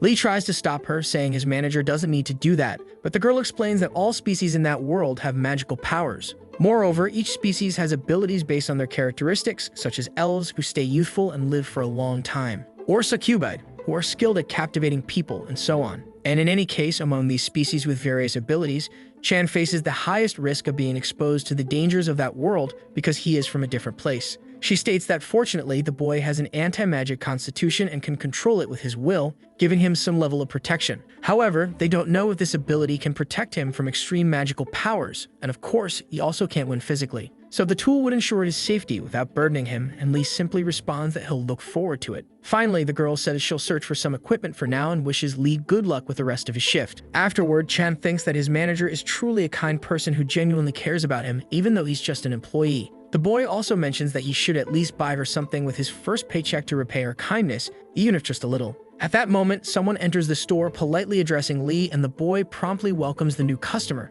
asking what he needs. The man immediately asks for a pack of blue cigarettes, and Chan quickly turns around to get it. Before handing over the product, the young man glances at the customer and notices a massive scar on his hand. Chan is immediately shocked and apologizes, explaining that it's his first time seeing such a scar, so he couldn't help but react. The man assures him it's okay since it's rare to see scars like that on a daily basis. It's revealed that the customer has dog-like ears, and he tells Lee not to worry because curious people often react that way. He then asks if he can rest for a while in the convenience store while waiting for something. Our protagonist agrees, thinking it's the first time he's met such a polite, middle-aged man. Lee points to a direction, telling the man he can rest comfortably there, and the customer thanks him before leaving. But before that, the man excuses himself and checks his phone. As he watches the customer typing on his phone, Lee notices he's taking quite some time and wonders if the man is busy. Observing the customer, the boy speculates that, judging by his suit late at night, he might be an office worker pulling overtime. Analyzing further, Chan guesses the man works in finance and boldly asks if he's checking the stock market. However, the customer reveals it's not stocks but something related to his other job. Chan then asks about his job, and the wolf explains that he drives for a living.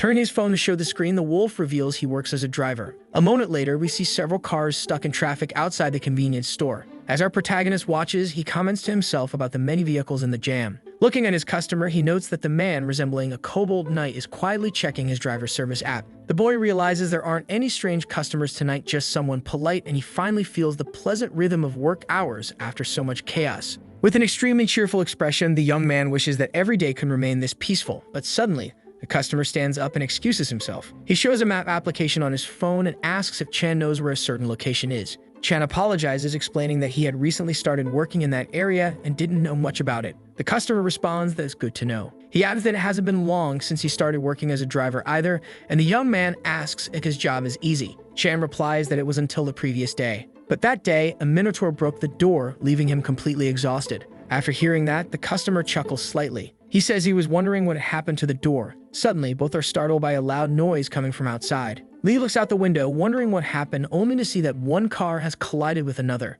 They realize there's been an accident between two orcs, and behind one of them is a small kobold in his car, visibly frightened by the situation. Completely irritated, one of the orcs questions how the other got his driver's license, while the other orc begins arguing back. A huge commotion ensues, with the dog driving the car behind them looking utterly terrified. Our protagonist, standing outside the convenience store next to the wolf man, is completely baffled by the scene. Chan mutters to himself that he might as well witness orcs fighting while working here, and in fact, the argument seems to be escalating more seriously than expected. Watching the chaos, our protagonist thinks they should call the insurance company first before fighting. Other races passing by comment that orcs are always like this, ignorant and prone to fights. Lee notices that despite the seriousness of the situation, everyone is just passing by. The young man remarks that this truly is a different world. The wolf man asks if Lee won't have any problems, and the young man wonders why. The man explains that Lee won't get any customers if those orcs keep fighting. Hearing this, Lee realizes it's true and notes that everyone seems preoccupied with watching the orcs fight. It really does seem like business isn't going well, and this mess could cause further trouble.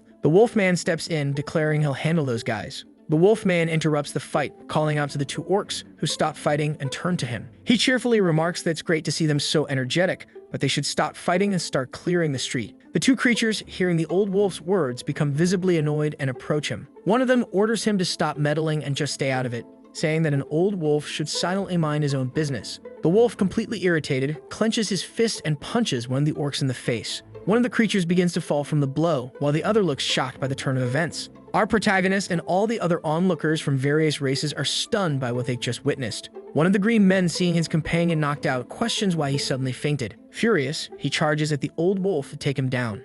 As he attempts to strike, he demands to know what the wolf did, but the man remains strangely calm. The wolf skillfully dodges the orc's punch, stepping back slightly and pivoting on his feet. Then, with the back of his heel, he delivers a solid kick to the creature's neck. After taking down both green men, the wolf remarks that they finally seem subdued. He calls over the kobold, who is trembling from the fight. The dog, startled, reveals himself from where he was hiding behind his car. The wolf tells him that now that the troublemakers are calm, he can call the police and the insurance company. The kobold agrees, thanking him profusely. Chan, having watched the entire scene, is astonished and asks what the wolf used to do before becoming a driver, and for that matter, what species he belongs to. The man looks surprised by the question. The wolf explains that he's a werewolf, though it's hard to tell since it's not a full moon. As for his previous job, he simply says he used to do this and that. But now he's just a retired old man. Hearing this, Chan proudly thinks to himself that somehow, this gentleman seems like a really cool person. The young man thinks that the scar on his hand and the way he fought earlier suggested he probably had a dark past, and the wolf informs him that he would have to work. Sometime later, we see some patrol cars gathered around the accident site, and the wolf thanking Chan for letting him rest in the shop. The boy says it was nothing, and shortly after, asks the man if he had a business card or something like that, as many drunk customers often came to that store.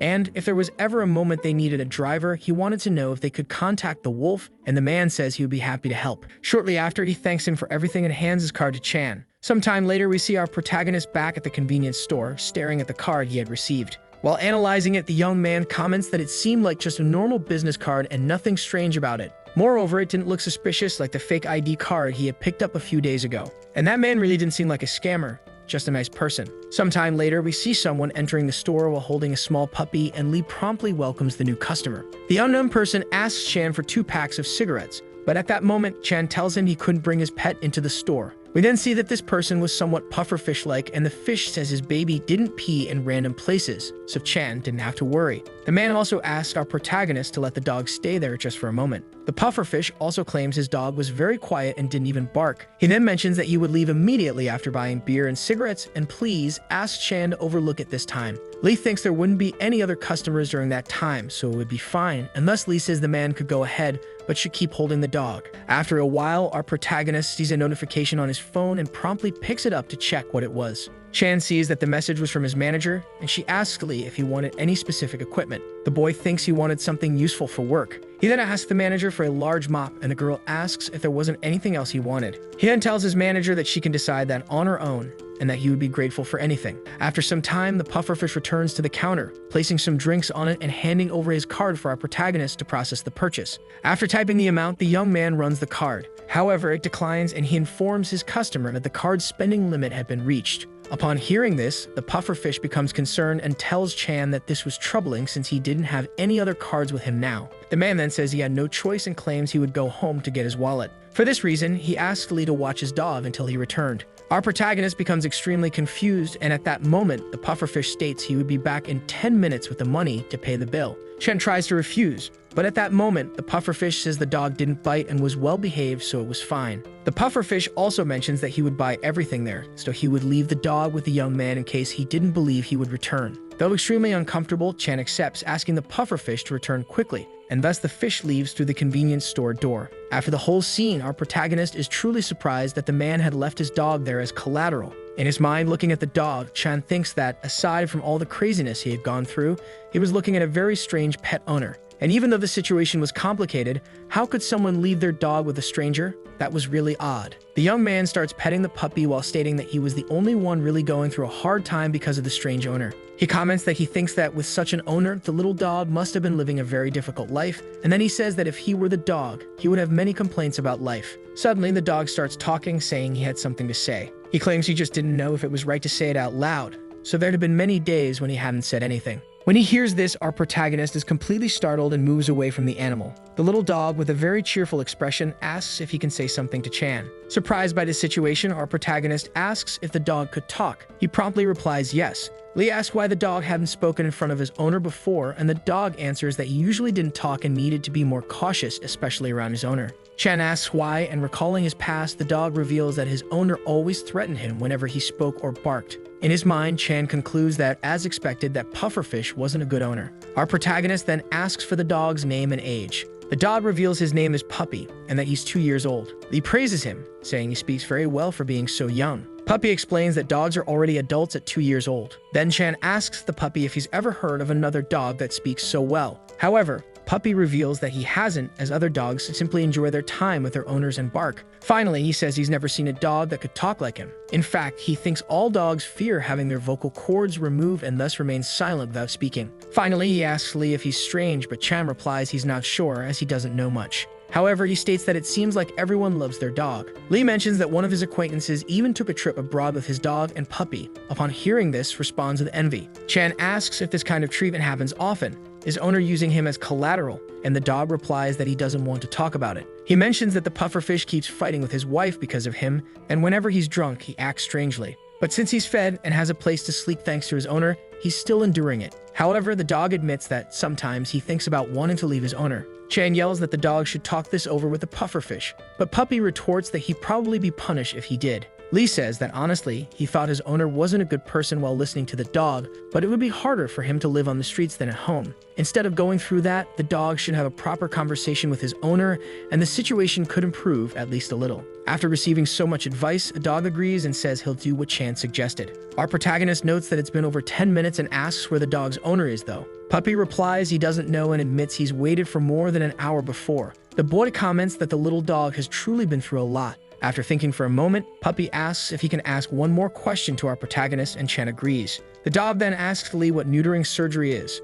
He reveals that he overheard his owner and his wife saying he would have this surgery next Monday. With an extremely happy face without even knowing what he's talking about, he asks what it is and why he has to have that surgery. Chan, outraged, promptly tosses some papers onto the table. The boy states that he will explain it easily through drawings for the puppy and tells him to calm down and listen carefully. Chan begins to explain that in this generation where almost everyone has pets, neutering surgery is one of the most critical concerns of pet owners. For males, the surgery prevents prostate hyperplasia and testicular tumors, and for females, it prevents mammary tumors and other issues. He explains that many pet owners choose neutering surgery to keep their animals healthy, but pets aren't forced to have it. Another option owners choose is to pair their pets with a compatible partner and let them live with their new family. Chan mentions that this is a choice made for pets they love. Therefore, owners have many concerns before choosing any option. However, how would this decision be if the animal could talk? At that moment, we see Puppy shouting that he doesn't want it. The dog starts yelling that he'll never have that surgery, not even if he has to die, and he questions why he has to go through such a cruel procedure. He begins to recall the bad things he did during his life and wonders if that is the reason, but Chan states that it's not because of those things, but for his well-being. However, the dog asserts that Chan shouldn't say such nonsense because even if it's for his own good, he can't allow them to take that away from him. Right after, he asks if, for any reason, Chan would undergo such neutering surgery. However, the boy yells that the dog is crazy and asks why he would ever do that. After saying this, the little dog starts shouting, claiming that it makes no sense for him to receive such punishment when no human would ever accept it. Moreover, he declares that this surgery is humiliating, extremely humiliating, and at that moment, the dog begins to cry. The poor animal laments that he hasn't even met his companion yet, formed a family, or lived forever with them. The dog also mentions that he has just become an adult dog, old enough to see his offspring, and he can't believe he'll soon be infertile, which makes him sad. The dog begins to wonder what kind of sin he committed in his past life to deserve this, and in his mind, Chan thinks maybe he shouldn't have explained it. Our protagonist gives the little dog some water to calm him down a bit. Shortly after, he asks if the dog is a bit calmer, and the dog apologizes for what he caused and for his indecent behavior. He mentions that since it's something very scary, he ended up acting that way without realizing it, and Chan tells him not to worry because it's all right. At that moment, Chan says that, by the way, now that the dog knows what neutering surgery is, he should tell his owner that he doesn't want it. After all, perhaps his owner will understand his concern. However, the dog states that there's no need to say that. The animal claims that he's not happy, and he has had this owner-animal relationship with the pufferfish since birth, so he always thought he had to follow him faithfully. However, living that way can't be called living, and to live his life the way he wants, he'll sever ties with his owner. The dog thanks Chan because, thanks to him, he made that decision. But immediately, our protagonist asks him to wait as he only suggested the dog talk to him. However, the animal says there's no need to do that. Chan insists that he reconsiders since the dog will suffer a lot outside, but he asserts that he doesn't care as he'll suffer equally inside and outside the house. And this was a situation where his peanuts were in danger, so the right decision was to leave the house, and Chan actually replies that it's reasonable. The dog says that, in any case, he's already made his decision and hopes Chan will help him. Shortly after, he asks the boy to remove his collar. Our protagonist does so, but in his head, he wonders if what he's doing is right and if the dog has really made up his mind. After shaking quite a bit, now with his neck free, the dog says he feels renewed, and Chan asks how else he can help the dog. The dog mentions that before leaving, he'd likely to help him have a conversation with his owner. Chan asks if the animal will say goodbye before leaving, and the dog replies yes, as even though they didn't have a good relationship, he still has affection for him. And even though he's completely furious, he wants to clarify things. Lee agrees, and at that moment, the pufferfish finally returns and enters the convenience store. Our protagonist is relieved that at least the pufferfish returned quickly, and at that moment, the creature wonders what's going on. He looks at his dog and asks why his collar is off his neck, questioning if Chan removed it. Lee tries to start explaining and informs him that his dog has something to say, leaving the pufferfish very confused upon hearing this. The fish says this is nonsense, but at that moment, the dog calls out to his owner. The little dog says he's asking just to confirm, and shortly after, he questions whether the man really went home to get his wallet after leaving him there. He then asks if the pufferfish is genuinely planning to neuter him next week, and the fish starts fumbling over his words. At that moment, the dog simply realizes he's right and thanks him for the answer. As he walks out of the store, he says he'll go his own way and leave his owner's side from that day forward. For this reason, her owner should no longer ask why nor worry, and moreover, he should stay healthy. Before leaving, the dog says he wants to say one last thing. Chan, watching this scene, feels confused, and suddenly the dog asks one last time if he could return later that day to the shop. Our protagonist prepares to answer, but at that moment, the pufferfish is completely in shock at everything he's witnessing. Lee finally agrees and asks the dog to come back later, but before leaving, the dog thanks him. He also says he hopes Lee's business goes well, and after the dog departs, the pufferfish remains in shock. Trembling, the creature tries to understand everything he saw and questions what had just happened in front of him. He begins to inflate, tearing all of his clothes while shouting his dog's name. Our protagonist, after some time, cleans up the mess left by the pufferfish while stating that peace had finally returned. In a flashback, he recounts that after the puppy escaped, the pufferfish ran after him to try to reconcile. In his mind, the young man wonders if this means the fish still loved his pet, even though he hadn't been a good owner. However, he didn't know and decided to let them resolve it on their own, stretching as he thought about it. But suddenly, someone arrives on a bicycle, calling for our protagonist, who quickly looks to the side.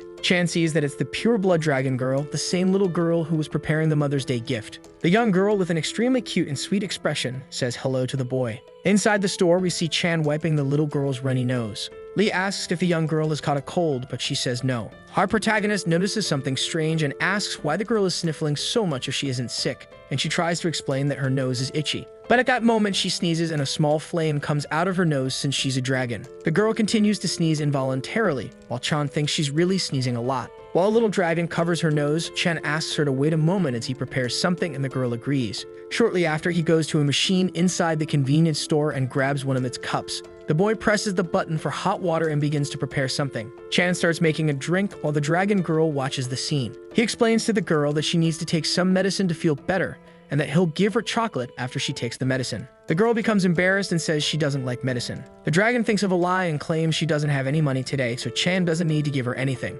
However, the boy realizes she's making excuses. He explains to the girl that if she doesn't take the medicine now, she'll need to get a strong shot later, and the girl is quite surprised by this. Chan asks if she still doesn't want the medicine. However, she agrees and stretches out her hands to take it. By the way, he asks why the young girl didn't come on Friday morning to see the gift. She explains that she went to piano class because she has lessons on Friday mornings, and upon hearing this, the boy thinks the girl is truly hardworking. However, Chan mentions that the girl shouldn't give the gift to her mother because of the cold, as it would be problematic if the gift caught fire when she sneezed. The girl responds that she only came to greet the boy today since convenience stores are places where you have to buy at least something. However, she doesn't have any money with her now, so she'll return later when she saves more money. Chan asks how much she needs to save. She reveals she needs to gather 2,000 won and says her mother gives her 500 won every 4 days. But Chan realizes there's less than 2 weeks left until Mother's Day. Lee feels proud of the girl, but at this rate, she won't be able to make all the gifts by Mother's Day, and he can't keep selling something to a child every day. In his mind, he wonders what he should say to the girl coming there, just to hang out until he looks at some lollipops nearby. Then he has an idea and, as a reward, gives 2 lollipops to the girl because she took the medicine, and the girl promptly accepts. Then he asks how much money the young girl has at the moment, and she responds that she has 500 won. Chan replies that's good since 2 of those candies cost 500 won in total. Moreover, there are many snacks there that she could buy with 500 won, and tomorrow he would talk to her about the snacks. So if the girl isn't busy, she can come by any time with 500 won, and upon hearing this, the girl is surprised and quickly agrees to the idea. Shortly after, she says she'll buy the candies Chan is offering, and they make the exchange. For some reason, the girl keeps staring at the 2 lollipops, and our protagonist asks what's wrong and if she wants a different flavor. The little girl asks which flavor Chan likes, and he wonders why the dragon is offering the candies back to him, suggesting she should save them to eat later. However, with a cute expression, she replies that she also has to drink the chocolate he's going to give her. And her mother told her that if she ate too many sweets in one day, she could get childhood diabetes, and our protagonist realizes the girl's mother scares her with many things. But with an extremely sweet expression, she also states that sharing delicious things with friends makes them taste even better. Lee accepts and says they'll eat together, thinking he doesn't have much choice at the moment, and the girl asks which flavor he likes. The young man replies that he prefers something sour, and the dragon decides she'll take the chocolate. Looking at the gift in his hand, Lee thinks he's taking things from a child again. He wonders if all the children in the world today are like this little girl, since there were no innocent and kind children like her in his time. He remembers that last time the manager said a dragon could distinguish others' emotions by their colors, but he doesn't think the dragon would follow anyone based solely on that. At that moment, the little girl says she's curious about something. Shortly after, she asks if our protagonist lives near the store, and Chan replies that he lives about 3 minutes away. The little girl becomes very excited, saying he really does live nearby, and Chan asks if she also lives around there. She replies no, as it takes her about an hour to get home by subway, and Lee asks if her school is at least close by. The little girl says yes, since this is the Academy District, and she gets off at the station and goes to her school, which is very large and has many older and younger siblings attending. But there are also many children her age, and moreover, the little girl mentions that her mother's company is near the area. Chan thinks her school sounds very different from a normal one, and finally, he asks if that's why she rode her bike to come to the store. The girl responds yes, since the bike belongs to her mother's company. The two then step outside the convenience store, and the little dragon points in a direction. We see a huge building with the letter K on it, and she explains that she usually goes home with her mother after school, but yesterday she stayed overnight at her mother's company. Chan comments that the girl's mother also works at a good company, and she replies that she does and loves spending time with her mother. But she has other reasons to like even more, and Chan asks what those reasons are. She reveals that it's because Chan lives nearby. This means they can now see each other more often, and she's very happy about that. However, Lee reveals that he doesn't plan to work there for long. In his mind, our protagonist thinks he should work at a company again and only plans to work there until he gets hired elsewhere. But it's clear that he's been going through all kinds of abnormal experiences, like the exploding fake ID card, or when he purified dragon scales, or when he was scolded by a chihuahua for a toothbrush. And he even consulted a succubus about love, despite never dating anyone, and he wonders where else he could experience such things if not there. However, he can't work as a part-time employee at a convenience store his whole life just because of that, and at that moment, the little girl looks sad. Seeing that he made a mistake, our protagonist wonders if he was too honest with the poor little girl. Shortly after, he pats her head and says it's not like he'll stop working there immediately, so she shouldn't be upset. The poor girl asks if that's true, and Chan replies that it is, and he said it to make her worried so she wouldn't get close to adults she doesn't know well. The girl asks why, and Lee explains that it's not good to get close to someone you don't know, asking if her mother hadn't already told her about this. Chan reveals that he's saying this only for her safety, so she shouldn't forget it. However, the girl replies that even so, Lee helped her make the Mother's Day gift, and he also gave her medicine to stop sneezing. And no matter what, Chan had helped her a lot, so to her, Chan was a good adult. Hearing this, our protagonist feels truly embarrassed and quickly asks the girl to buy drawing paper when she comes next time. Sometime later, we see Chan organizing a few things when his manager arrives, greeting him with a cheerful good morning. She comments that the door was really a bit broken, and that Chan worked hard yesterday. The boy says he's glad she recognized his work. The manager makes a small surprise sound and reveals that this is why her subordinate worked so hard the previous day. Our protagonist turns around and sees his smartphone and asking what it is. The woman explains that it's the equipment she prepared for her employee. The manager says she had an unused phone at home, so she customized it and brought it here. She added various features so Chan could use it. She says she'll teach him how to use it. However, upon looking at her face, Chan notices something and asks if she's okay, but the woman reveals that she's exhausted. She explains that the mark on the phone indicates it's certified and that the shield-shaped app is defensive magic that activates automatically. The woman also mentions that the other icon is restoration magic. The manager explains that he can use it, just like a camera app, and should focus on what he wants to fix before taking a picture. Then he should follow the app's instructions. She asks if there's anything Chan doesn't understand, but he replies that he's okay for now. The manager then says they'll use the phone at that moment, and the young man opens the camera app while starting to focus on what he wants to repair. When pointing it at the door, the phone informs him that he must specify the desired time and press the reverse button. The young man asks if he should just press that button, but the manager tells him to stay still and not move, becoming quite nervous. She explains that using the recovery magic app requires complete stillness to avoid errors, so he must remain absolutely still. The young man says he understands. The woman then instructs him to simply press the button and wait until the image of the door fully appears while showing how tired she still is. The young man presses the button, and at that moment, a scene from the past begins to appear on the phone's screen. It goes back to the moment when the ox broke the door, and the young man is impressed by the technology. At a certain point, it finally goes back to before the door was broken, and the manager asks him to stop immediately, which the boy does. In his mind, Chan thinks that everything that had previously happened was being replayed, and it's incredible. His manager says he should now press a button to restore the door. The young man does so, doubting that it will actually make everything go back in time, since such a thing was simply impossible in his world. A strong light emanates, illuminating the faces of Chan and his manager, leaving him shocked by the scene unfolding. A blue magic aura appears where the cardboard door once was and starts dismantling it, as if literally reversing time. The magic expands, and everything that was once broken begins to reassemble itself, including the glass. After a while, the door is finally restored to its original state, and all that light even leaves the manager impressed. Lee, after witnessing this, is utterly stunned, completely amazed by the situation. As he opens the glass door, the manager comments that it was a great success. The woman asks if Chan thinks everything has been properly fixed, and the young man asks if there are really no issues with the function. She asks what kind of problems he's referring to, and the young man explains that now that he's seen it, it seems like the magic rewinds everything in time, and the customers who pass through the door appear on that phone like the ox that destroyed the door or the wolf that helped him before. That's why, feeling quite confused, he asks if there's any chance this magic could affect the customers.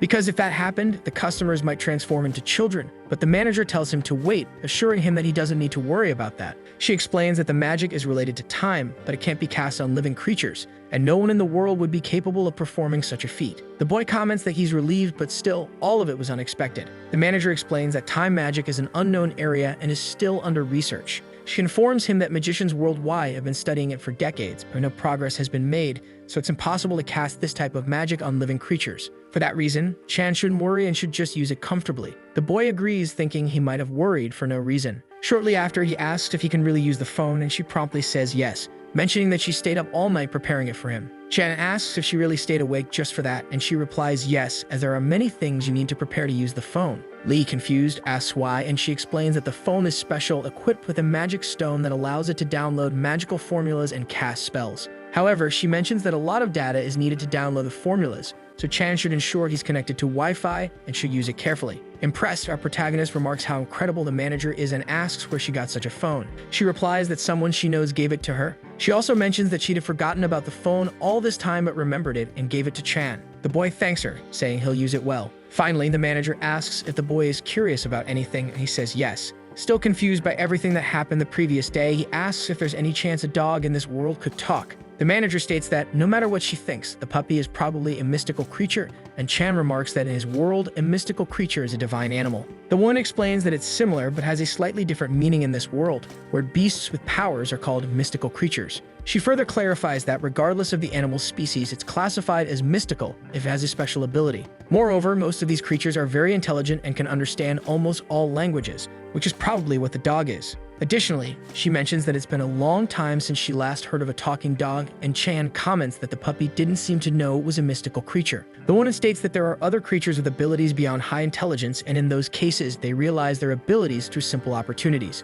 But thinking about the fact that the puppy said it would return again makes the manager worried. Chan asks why, and she explains that, as mentioned before, mystical creatures are really rare, so it's usually hard to see them. For this reason, such creatures have enormous value and are quite expensive on the market. In other words, Chan could receive at least 10 billion won by selling such a creature, and in his mind, he notes that the pufferfish man must be deeply regretting it. That's why the manager mentions that she's worried, as something dangerous could happen, and Chan replies that for now, he'll just head home. As Chan leaves, the woman says the forecast predicts rain later, so he should be careful when he returns, and the boy agrees. Shortly after, he walks out the door, and some time later at night, we see the convenience store once again. Chan is inside, thinking that it's starting to rain heavily now. In his head, he considers how he'll have to mop the floor despite all the rain, and how it'll also be a hassle to take out the trash. Suddenly, his phone starts vibrating, and he notices that he's received a new message. It's from his manager, explaining that the phone also has a translation app, and he can feel free to use it whenever he needs. Additionally, the girl sent a photo commenting that she was eating seafood with green onion pancakes,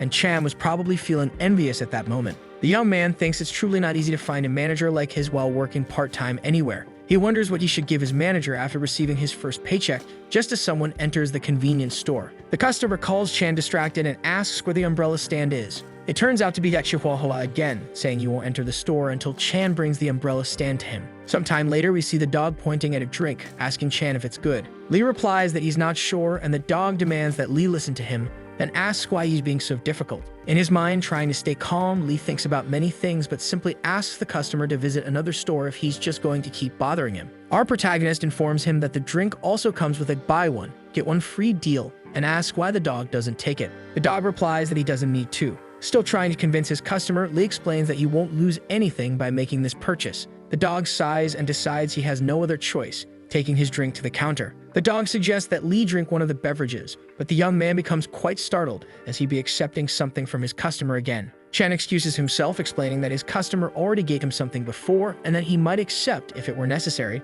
but he could get into trouble since it's alcohol. The dog asks if Chan has never had a drink while working late, and the young man reveals that he hasn't, as employees aren't allowed to drink at work since it's prohibited. The Chihuahua admits that he does it sometimes. However, Lee questions if he's really allowed to do that at his company. The dog explains that if a company doesn't want employees drinking, they shouldn't make them work on weekends. He asks Lee if he thinks anyone could work for their company sober during their precious weekend, while Chan internally thinks the customer will surely get fired. Later, under the moonlight, we see that winged horse flying through the air again with Yuna riding on its back. The girl turns and starts heading toward the convenience store. After a while, she finally lands in front of the store to talk to Chan. Before entering, she asks her horse to wait outside for a little while. Completely enthusiastic, the girl enters the convenience store, shouting that she's there while calling for Chan. She asks how our protagonist is, but upon taking a closer look, she notices he's staring at a drink in front of him. The young woman snaps the boy out of his trance, asking if he's going to drink that, and Chan finally returns to reality, realizing Yunha is there. Chan immediately hides the can of beer, explaining that a customer gave it to him and he was thinking about what to do with it. Additionally, he states that he's also worried about the customer, and Yunha asks why. The young man reveals that his customer is a kobold with a chihuahua-like face, and he's worried that he might get fired from his company. Yunha comments that it's indeed unusual. The girl mentions that the part-time job suits Chan because he cares about his customers. On the other hand, she says she tried working there but found it difficult. Our protagonist asks if the girl worked there before, and she replies yes, but only for a short period before quitting.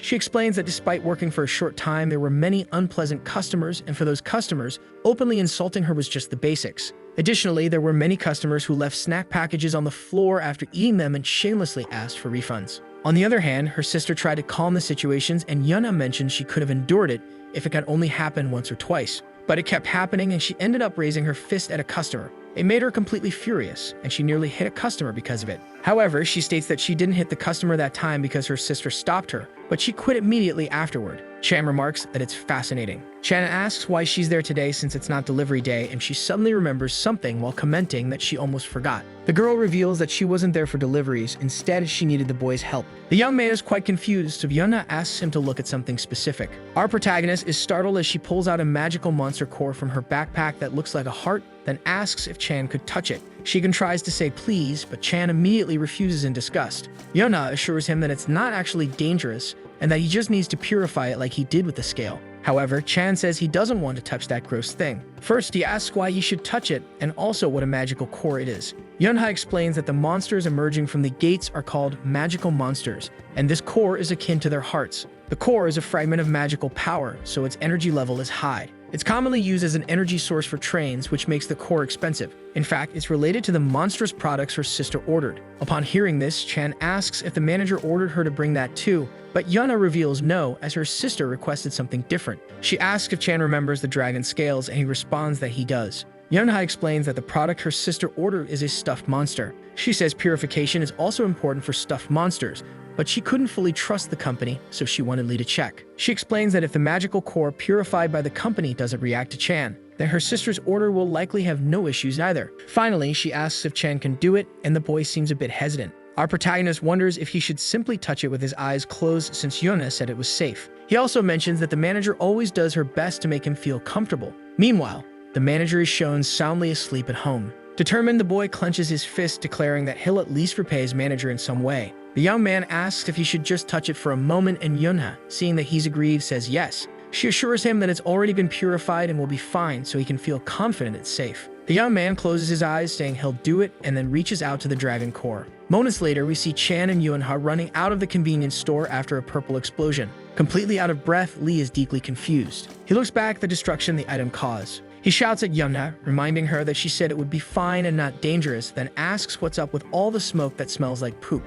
Trembling, the boy can't believe that item was so hazardous. Clenching her fist, Yumina curses someone. Angry at what she just witnessed, she questions how those idiots lied about their work like this, saying she'll have to kill them all. She begins leaving the area, explaining that she'll return after calling the company. Chan simply watches his manager's sister turn the corner and leave. Our protagonist, on the other hand, comments that Yunha seemed furious and wonders what he should do. He notes that he can't even go back inside the store because of the smell, and if it continues, no customers will come today. Suddenly, someone arrives, asking Chan if there was a magical monster core inside the convenience store. He greets the newcomer and remembers it's the robot who fell off a bike near the store last time. With an enthusiastic expression, the robot thanks Chan for remembering him. However, he explains that the smoke and smell are likely from a core being purified. He then asks if they were handling a magical core inside the convenience store, and Chan replies that maybe they were. Apologizing, Chan informs the customer that they'll probably need to visit another store for now since it's hard to manage to shop at the moment. Meanwhile, on the phone, Yunha is visibly furious,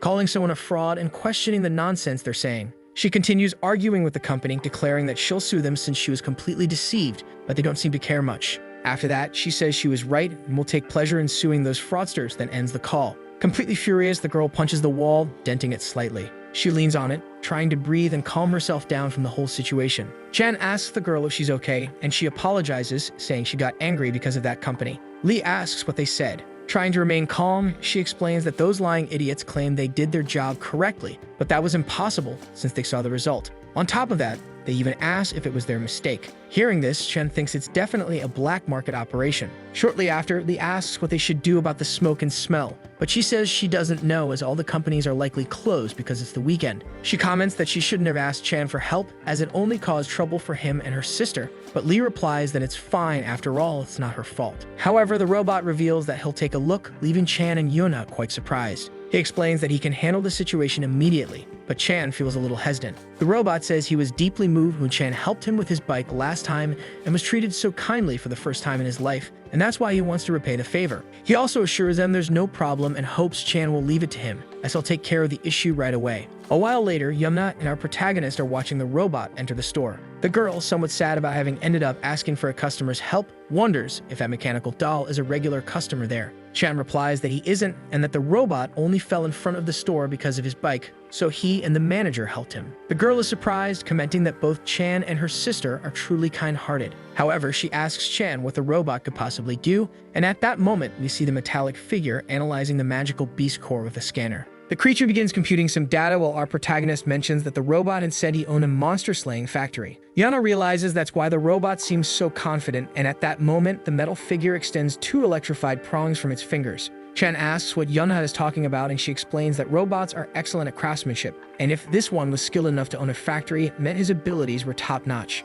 She assures Chan they can trust the robot as the creature starts inserting the 2 electrified prongs into the magical beast core. Afterward, an electric shock occurs, followed by an extremely loud reaction. A bright light fills the small convenience store, turning the dark night into what feels like a brightly lit day. Our protagonist and Yunha, watching the scene, are completely astonished and bewildered. After some time, the robot walks out, holding the magical beast core in its hands, stating that the purification was 100% complete and the object had been properly treated. Yunha congratulates him and Chan asks if he's okay given the massive electrical discharge. The robot explains that this phenomenon is normal during purification. Our protagonist also notices that the object's color has changed, and the mechanical figure explains that perfect purification turns them white like this. However, he adds that the post-analysis confirmed the purification was done twice and recommends Yunha never do business with that company again. The girl asks why, and the robot explains that his analysis confirmed the first purification process was only 80% complete, which was dangerous. We see a flashback of goblins plotting to use less purified water on the object to save costs, and the robot explains that the price of purified water has been rising. He adds that the people performing the purification likely cut corners to save money. Hearing this, Yuna becomes absolutely furious.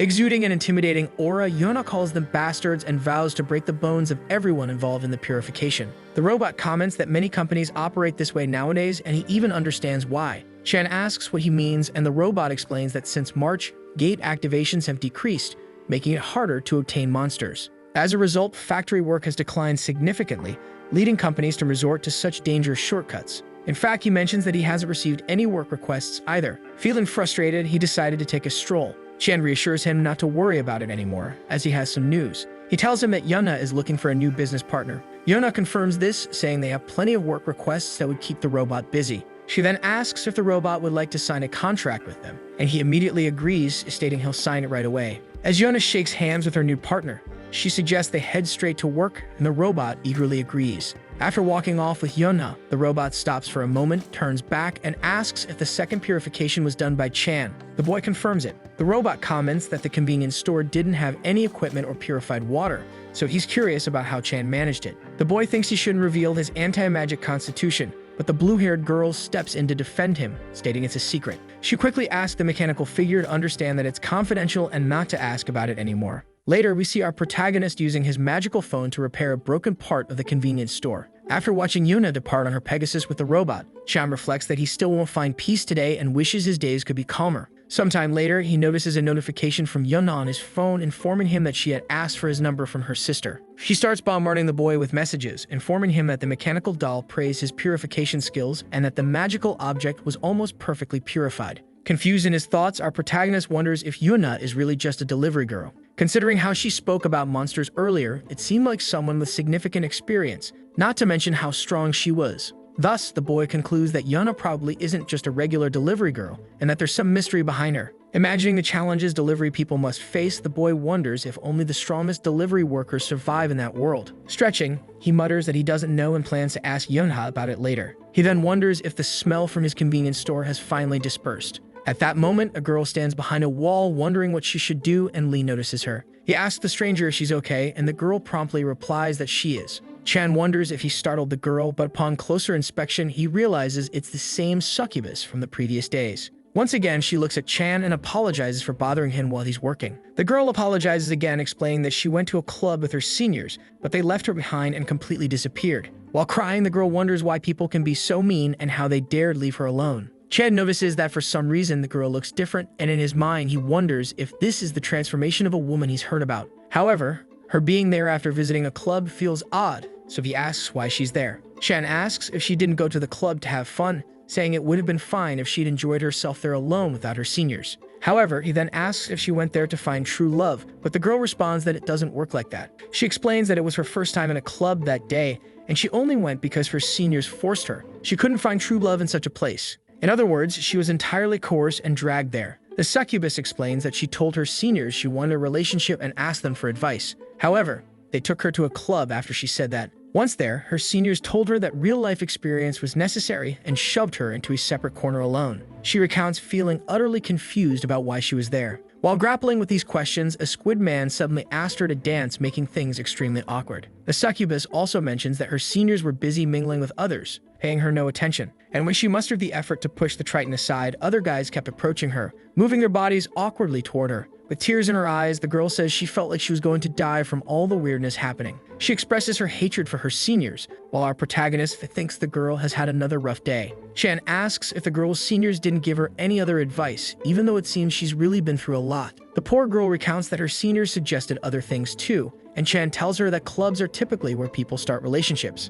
He then asks what she thinks about trying other methods. However, the girl says one senior suggested a dating app to her, but she didn't know how to register since it was her first time. Determined to help, Lee asks if he can borrow her phone for a moment, and the girl agrees. After installing the dating app, he tells her they should take a photo of her first using the app, and she agrees. However, as our protagonist points the camera at the succubus, he notices her expression is completely blank. Chan spontaneously scolds her, saying she should smile naturally, but the girl responds that she gets nervous when she knows someone is taking her picture. She mentions feeling ridiculous because her makeup is slightly smudged and that she doesn't photograph well. That's why she doesn't even take selfies. But at this moment, Chan breaks the mood by saying the girl is truly very beautiful. He adds that she's always been very beautiful. However, today she looks especially stunning. So he simply asks the girl to give him a beautiful smile. Caught off guard by all the compliments, she gives a sweet smile and asks why Chan is saying those things. Chan takes advantage of the moment to snap her photo and then tells her it's all set. She just needs to fill in her information and write a greeting on her profile. Once she does, the app will automatically match her with someone. She fiddles with the phone, fills out the details, and then presses the button. At that moment, the phone announces it has found her a match, and she notices that a pairing has already been made. Looking at the profile, the girl turns the phone toward Chan and states that her match is a succubus like her, asking what Chan thinks. After glancing at the photos of the man, Chan comments that he seems like a physically active person, unlike him. The succubus asks if Chan could talk to the guy once, but our protagonist remarks that he looks odd. He wonders why the man has gold decorations all over his body, some of which even look gilded. Additionally, he notices a feminine hand next to the man in one of the photos and questions if the guy cropped a woman out of the picture. As he continues analyzing the phone, Chan notices a strange word and asks what it means. The succubus explains that it's an ancient term and the man's name, Enchir, which means pure love. The girl remarks that his name sounds incredibly cool and asks Chan if he thinks so too. But when she looks at his face, she notices for some reason that our protagonist seems completely stressed. She asks what's wrong, and Chan, at that moment, presses the button to delete the match. Suspicious, Lee asks if the succubus is senior, who suggested the app often plays pranks, and the woman confirms, asking how he knew. She explains that this senior frequently pranks and teases her, making her angry every time because her bully doesn't even listen to her complaints. Finally, she adds that this senior was one of those who dragged her to the club, and she asks why Chan brought it up. He thinks to himself that this was expected. He realizes that the club situation was probably another prank, so he decides to change the subject and asks what kind of man she likes. Completely confused, she asks why he wants to know, and Chan explains that it'll be hard to find a partner if she doesn't know her ideal type. Lee also points out that it might be easier for her to find a partner if she recognizes her ideal type with clarity. She begins to visualize what she likes and explains that she prefers a guy she can be honest and comfortable with, someone who listens to all her confessions. Even if she's going through tough times and shows him her flaws, she wants him to accept her by simply looking into her eyes and listening to everything she has to say. But as she looks at Chan, the succubus seems to feel something specific that deeply touches her heart. Sometime after she leaves, we see our protagonist sweeping the sidewalk. While recalling the moment the girl decided to leave, he wonders if she got home safely or if, for some reason, she felt unwell. Chan questions if he said something wrong, thinking how absurd it is for him to give someone relationship advice when he's never even dated. At that moment, someone calls out to him and he sees it's the same dragon girl and now wearing a beautiful dress adorned with some patterns. Lee recognizes her and also notices she brought the paper he asked for, and the girl promptly confirms. She states that she came early so she could make gifts for a long time, but while running, she trips. The little child falls flat on her face, and seeing this, Lee becomes completely worried. He helps the girl up and then asks if she's okay or if she hurt herself anywhere. The dragon responds that she's fine, but at that moment, a rabbit-like creature arrives, asking if the little girl is okay too. The person mentions they have some ointments for Chan's daughter and asks if he'd like any while our protagonist is holding the small girl in his arms. Realizing he's holding the girl like a father and was just called dad, Chan is left utterly shocked. As the purchases are rung up, a girl with wings comments that the half-dragon girl is absolutely adorable. Another customer approaches the counter and remarks that Chan's daughter is truly beautiful and charming. Later, we see an elderly turtle asking if the little dragon followed her father to work, commenting on how cute it was. As someone gives a gift to Chan's daughter, Lee remains with an extremely blank expression, unsure of how to respond to the situation. Looking at the half-dragon girl who has received several treats from the customers, he thinks that he's now being mistaken for the father of a child. He notes that if he had married early, he might have a child this age, but it still feels quite strange. Suddenly, the child apologizes and calls out to Chan, who asks what she wants. She says she's bothering him while he's working. Then she apologizes for arriving too early, but Chan, with his usual kindness, replies that it's not a problem and that she doesn't need to worry. He pats the girl's head gently and comments that, on the contrary, it's much easier to work thanks to her. The dragon girl asks if he's serious and Chan confirms, explaining that many people arrive like zombies on Mondays because of sadness. She asks what that means. The young man replies that it's a terrible disease that only adults get, and when Monday comes, they feel down and their bodies ache everywhere. However, after seeing the little girl there, everyone's mood improved and the disease was cured. The girl is impressed to hear this. Chan then asks if she could greet the customers and adds that if she smiles, it would be even better. The girl agrees to try her best. At that moment, a woman with fish gills enters the store with a completely disheartened expression. The woman asks where she can find a hangover cure, and Lee promptly directs her to the right shelf. She seems a bit dazed and can't locate the remedy until she notices the little girl. The half-dragon girl gives an extremely sweet smile and greets the woman. Instantly, the fish girl feels her heart flutter. Overwhelmed by such cuteness, she comments that she can't believe such a wonderful and adorable child exists, saying her heart almost exploded. The fish girl tells Chan he must be happy to have such a cute daughter. After completing her purchases, she thanks Lee and then also thanks the half-dragon girl, saying that thanks to her, she feels much better. She bids them goodbye as she exits the convenience store, and Chan tells the customer to come back anytime. In his mind, Lee reflects that the half-dragon girl isn't just lifting the customers' moods, she's also increasing the store's sales. In fact, this is an incredibly impressive feat for a child. Finally, after the exhausting work, Chan decides to continue helping the girl with her gift and asks if she has crayons. The girl promptly says yes. After preparing at the table to continue the girl's project, Chan says they'll start by drawing the base image. He asks what kind of flower field the girl imagines, and she replies that she envisions a vast field under a light blue sky. Our protagonist asks her to fill the paper with that image, and after she finishes, they'll add the paper flowers they made earlier. She agrees. Chan watches the girl draw until another customer enters the store, causing him to turn around. He greets a cat person who just walked in. The cat person asks where the snacks are, and Chan directs him to the next aisle. The cat thanks him and walks into the store to find what he's looking for. Lee thinks that everything is going well today and wonders if handling customers is easier because of the half-dragon girl. Suddenly, as he looks at the dragon girl, he notices something odd and asks if something is wrong. Calling out desperately to her friend Lee, the girl says that the cat has something black. Chan is confused, noting that the customer's fur is light brown, and asks what's going on. Chan initially wonders if the girl was referring to the cat's black clothing, but she clarifies, stating that the cat's heart itself was black. The attendant and the half-dragon girl hide behind the counter, watching the cat's movements. Our protagonist asks if the girl is saying the cat is a bad customer, and she nods, explaining that when someone plans to do bad things, their heart turns black.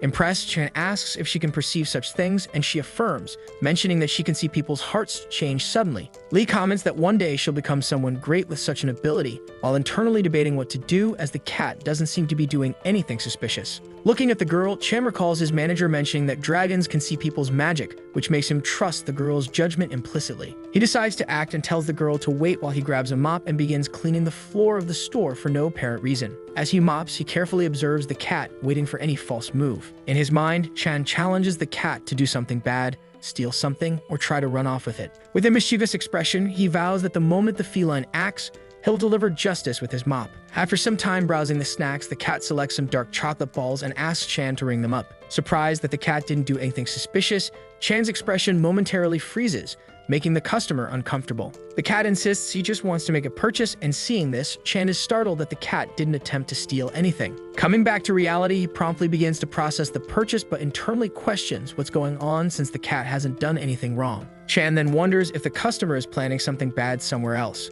As the cat pulls out money from his wallet, an ominous dark aura emanates from it. Chan notices this and immediately grabs the customer's hand firmly. He apologizes and asks if the customer could show him his wallet, assuring it will only take a moment. Holding the cat's arm tightly, he insists it'll just take a minute or even 30 seconds. The customer, now visibly annoyed, protests. The feline, pinned against the wall, yells, demanding to know why Chan wants to see his wallet. Staring at the suspicious item, Chan concludes it's as he expected, highly suspect. Chan states that the wallet appears similar to the enchanted ID card he encountered earlier, meaning it contains magic and is hiding something. He realizes that if he touches it, as he did with the vampire's fake ID, something might happen. At that moment, the cat pulls away, angrily demanding that Chan stop touching his hand. The feline orders the convenience store clerk to stop messing with him, while Chan desperately thinks of a way to touch the wallet. The customer, irritated, asks what the problem is, and Chan tries to explain, claiming the wallet looks cool. He says he's interested in buying one like it and just wants to check the brand.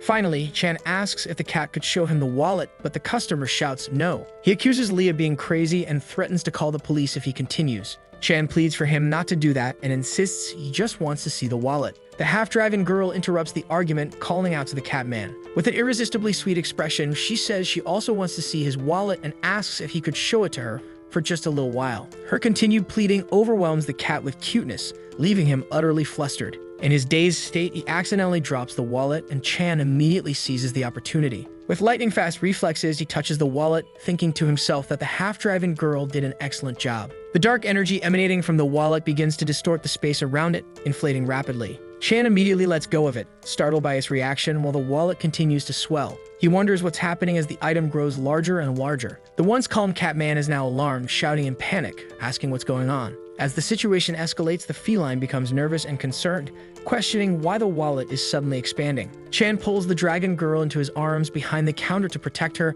and an explosion occurs, emitting a brilliant light throughout the store. After some time, the brightness fades and the commotion subsides. Various items fall from the exploded wallet, leaving our protagonist bewildered. From the scattered contents, Chan notices that many of the items are products sold in the store. Confused, he wonders why these items burst out of the wallet, and looking at the cat man, quickly pieces together the situation. Realizing that the cat had tried to secretly steal all those items using the enchanted wallet, Chan sees the trembling thief hiding nearby. He tells the dragon girl to wait for a moment and picks up the mop he had been using earlier, ready to confront the culprit. Slamming the mop down in front of the frightened cat, Chan, with a furious tone, tells the feline he has something brief to say and demands that he listen. Chan orders the cat to take his things and leave the store immediately, warning him never to return. He adds that if the feline comes back speaking that ridiculous English again, he'll ensure his face gets wiped with a mop. As he delivers the threat, Chan's expression is both terrifying and intimidating. The cat, utterly petrified, bolts out of the store in fear. With the ordeal over, Chan feels a sense of relief but laments that he'll have to clean up the mess again. The dragon girl approaches Chan and asking if he's okay. The boy smiles and assures her that he's fine before asking if she's hurt. With an adorable expression, she replies that she's alright, and Chan expresses his relief, thanking her for helping prevent the robbery. The little girl humbly states that she didn't do much, and that it was Chan who caught the thief. At that moment, the door chime rings again, and Chan looks up to see a familiar figure entering. It's the manager surveying the chaos in the store. Desperately, Chan tries to explain, saying there were some unavoidable circumstances. The manager gives an awkward chuckle and asks if he could explain those circumstances. After detailing the events, the manager asks if all the stolen goods came from the wallet. While finishing cleaning up, Chan confirms but admits he's unsure when it all happened, speculating that the cat must have chosen the items and placed them in the enchanted wallet. The manager agrees, explaining that the wallet was a legally modified magical tool. Analyzing it, she states that the object is imbued with movement magic and storage expansion magic, and even bypasses security enchantments. Impressed, she asks how Chan recognized it, leaving the boy struggling to answer. Uncertain of how to explain, Chan simply says it's a bit difficult to articulate. The dragon girl, finishing her task of helping clean, claps her hands happily. The manager thanks her, but the little girl quickly retreats in fear, hiding behind Chan. With an expressionless face, Chan watches as the manager tries her best to approach the girl, but the child remains wary. Heartbroken, the manager crouches on the floor, lamenting that she's not a bad person and swearing she means no harm, while Chan tries to console her. Turning to the dragon girl, Chan asks if she needs to head to kindergarten. Realizing she does, the girl responds affirmatively. Chan helps her put on her bag and packs the snacks she received into it, telling her they'll finish the gift for her mother another time. A while later, the girl departs, cheerfully saying she'll see Chan another day. Both Lee and his manager wave goodbye with smiles on their faces. Still curious about the situation, the manager asks if Chan recognized the wallet's nature due to his anti-magic constitution. Lee responds affirmatively, explaining that as soon as he saw the object, everything around it glowed intensely. He notes that it was different from before, as this time the sensation was so strong that he immediately recognized the item. The manager, analyzing the situation, remarks that it seems Chan's anti-magic constitution is gradually improving. She explains that magicians grow stronger as they use more magic, and Chan's constitution might function similarly. Because the boy has experienced so much since arriving in this world, those experiences have stimulated and strengthened his anti-magic abilities. Deciding to discuss this more with him later, she suggests they first handle the attempted theft. Chan questions why, pointing out that it wasn't a successful robbery, merely an attempt. Later, a half-elf police officer introduces herself, stating that she's there to investigate the attempted robbery and asks Chan and the manager to provide more information. While Chan explains the situation, the officer diligently notes everything down in her notebook. The manager confirms the accuracy of Chan's explanation and praises him for acting quickly to prevent significant damages. She even asks the officer if he agrees that their employee is incredible, to which he responds positively, complimenting the store for having such a capable worker. Enrolled, the officer requests to review the security footage, and the manager readily agrees, asking if he needs help accessing it. The officer declines, saying he's done it before and can handle it himself, to which the manager tells him to take his time. After the officer closes the door behind him, the manager turns to Chan with a thoughtful expression. She informs him that her sister Yeon has sent him some money, leaving him surprised. The manager confirms it's true, explaining that it's a reward for helping purify the magical core. Chan expresses his gratitude and apologizes for not consulting the manager first, but she reassures him it's fine. She mentions that it was just their partner company asking for help, but if Chan ever goes somewhere, he should inform her beforehand. She elaborates that before Chan arrived, she'd been searching for part-time workers for a long time without success. This made her worry it could happen again if Chan left, so she asks him not to forget to notify her if he plans to leave. However, Chan quickly reassures her that he has no intention of leaving. He explains that even if he worked somewhere else in this world, he could only be there because of this convenience store and would have to explain his unique circumstances. Blushing slightly, Lee adds that more than anything, he truly enjoys working there with her. He affirms that he plans to continue working at the store so she doesn't need to worry, causing the manager to smile warmly. Patting his back, the manager, convinced, remarks that she's indeed better than other store owners and looks forward to continuing to work with Chan. Teasing him slightly, she comments that she should devise a proper plan for his constitution. Confused, Chan asks what she means, but at that moment, Irul emerges from the camera room. The manager turns and asks if he's finished reviewing the footage, and the officer firmly replies that he has. She notes that they now have the suspect's description and the tool used in the crime,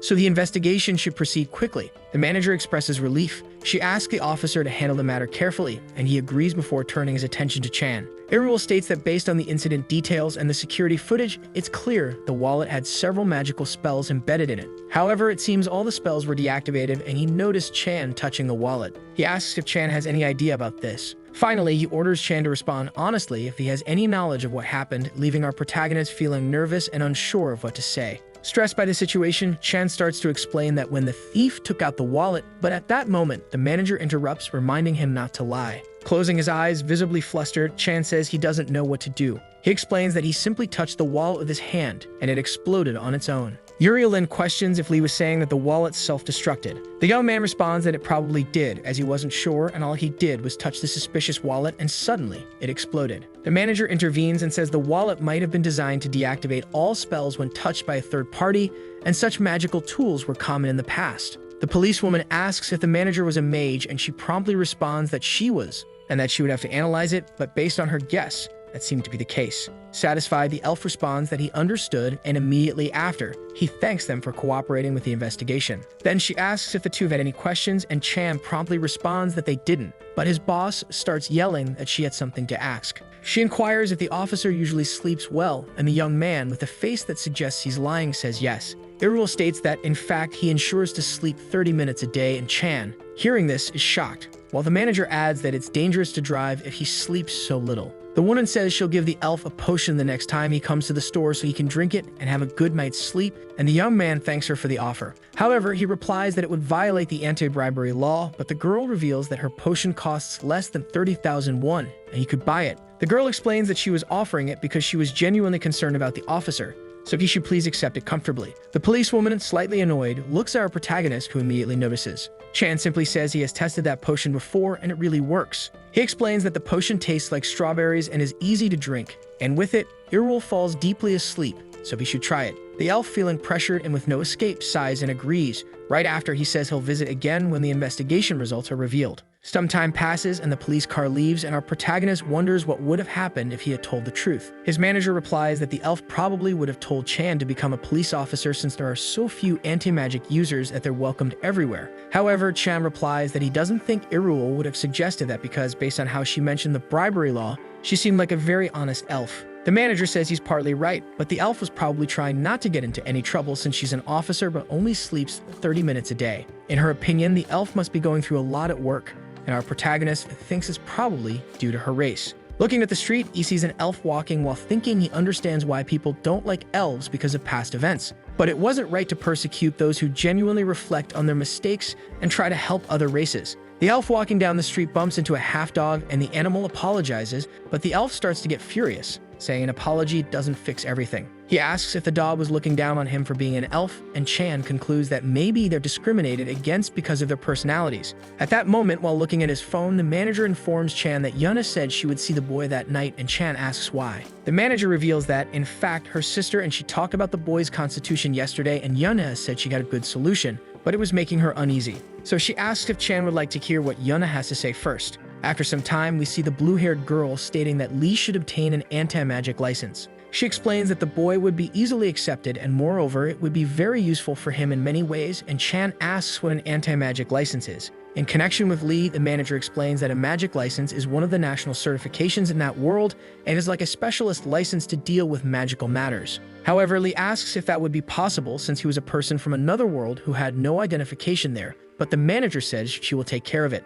Lee asks how she would achieve such a feat, and the girl seems excited. She simply says she'll prepare everything well, so our protagonist shouldn't worry and should relax, and he agrees. Chen questions whether Yuna really didn't know he was from another world, and the manager confirms that she didn't, as nothing good would come from others knowing that. We see the blue-haired girl restlessly sitting in a chair, and the manager explains that she told Yuna that Chan was a boy from a remote island. Lee, though slightly uncomfortable with this, simply says he will talk to Yuna and hangs up the call. He approaches the girl, and the blue-haired girl asks if her sister explained everything to Lee, and he responds affirmatively. The girl then says they are ready to begin and asks if she can now truly talk with Chan. She informs our protagonist that he cannot hide his anti-magic constitution. This is because that ability isn't particularly unique and is only special because it presents an exceptionally strong anti-magic trait. Yuna says the young man could purify many things and deactivate various magical tools, and the fact that his constitution is growing stronger is something worth studying. The young woman also says that she and her sister have seen many anti-magic specialists while working,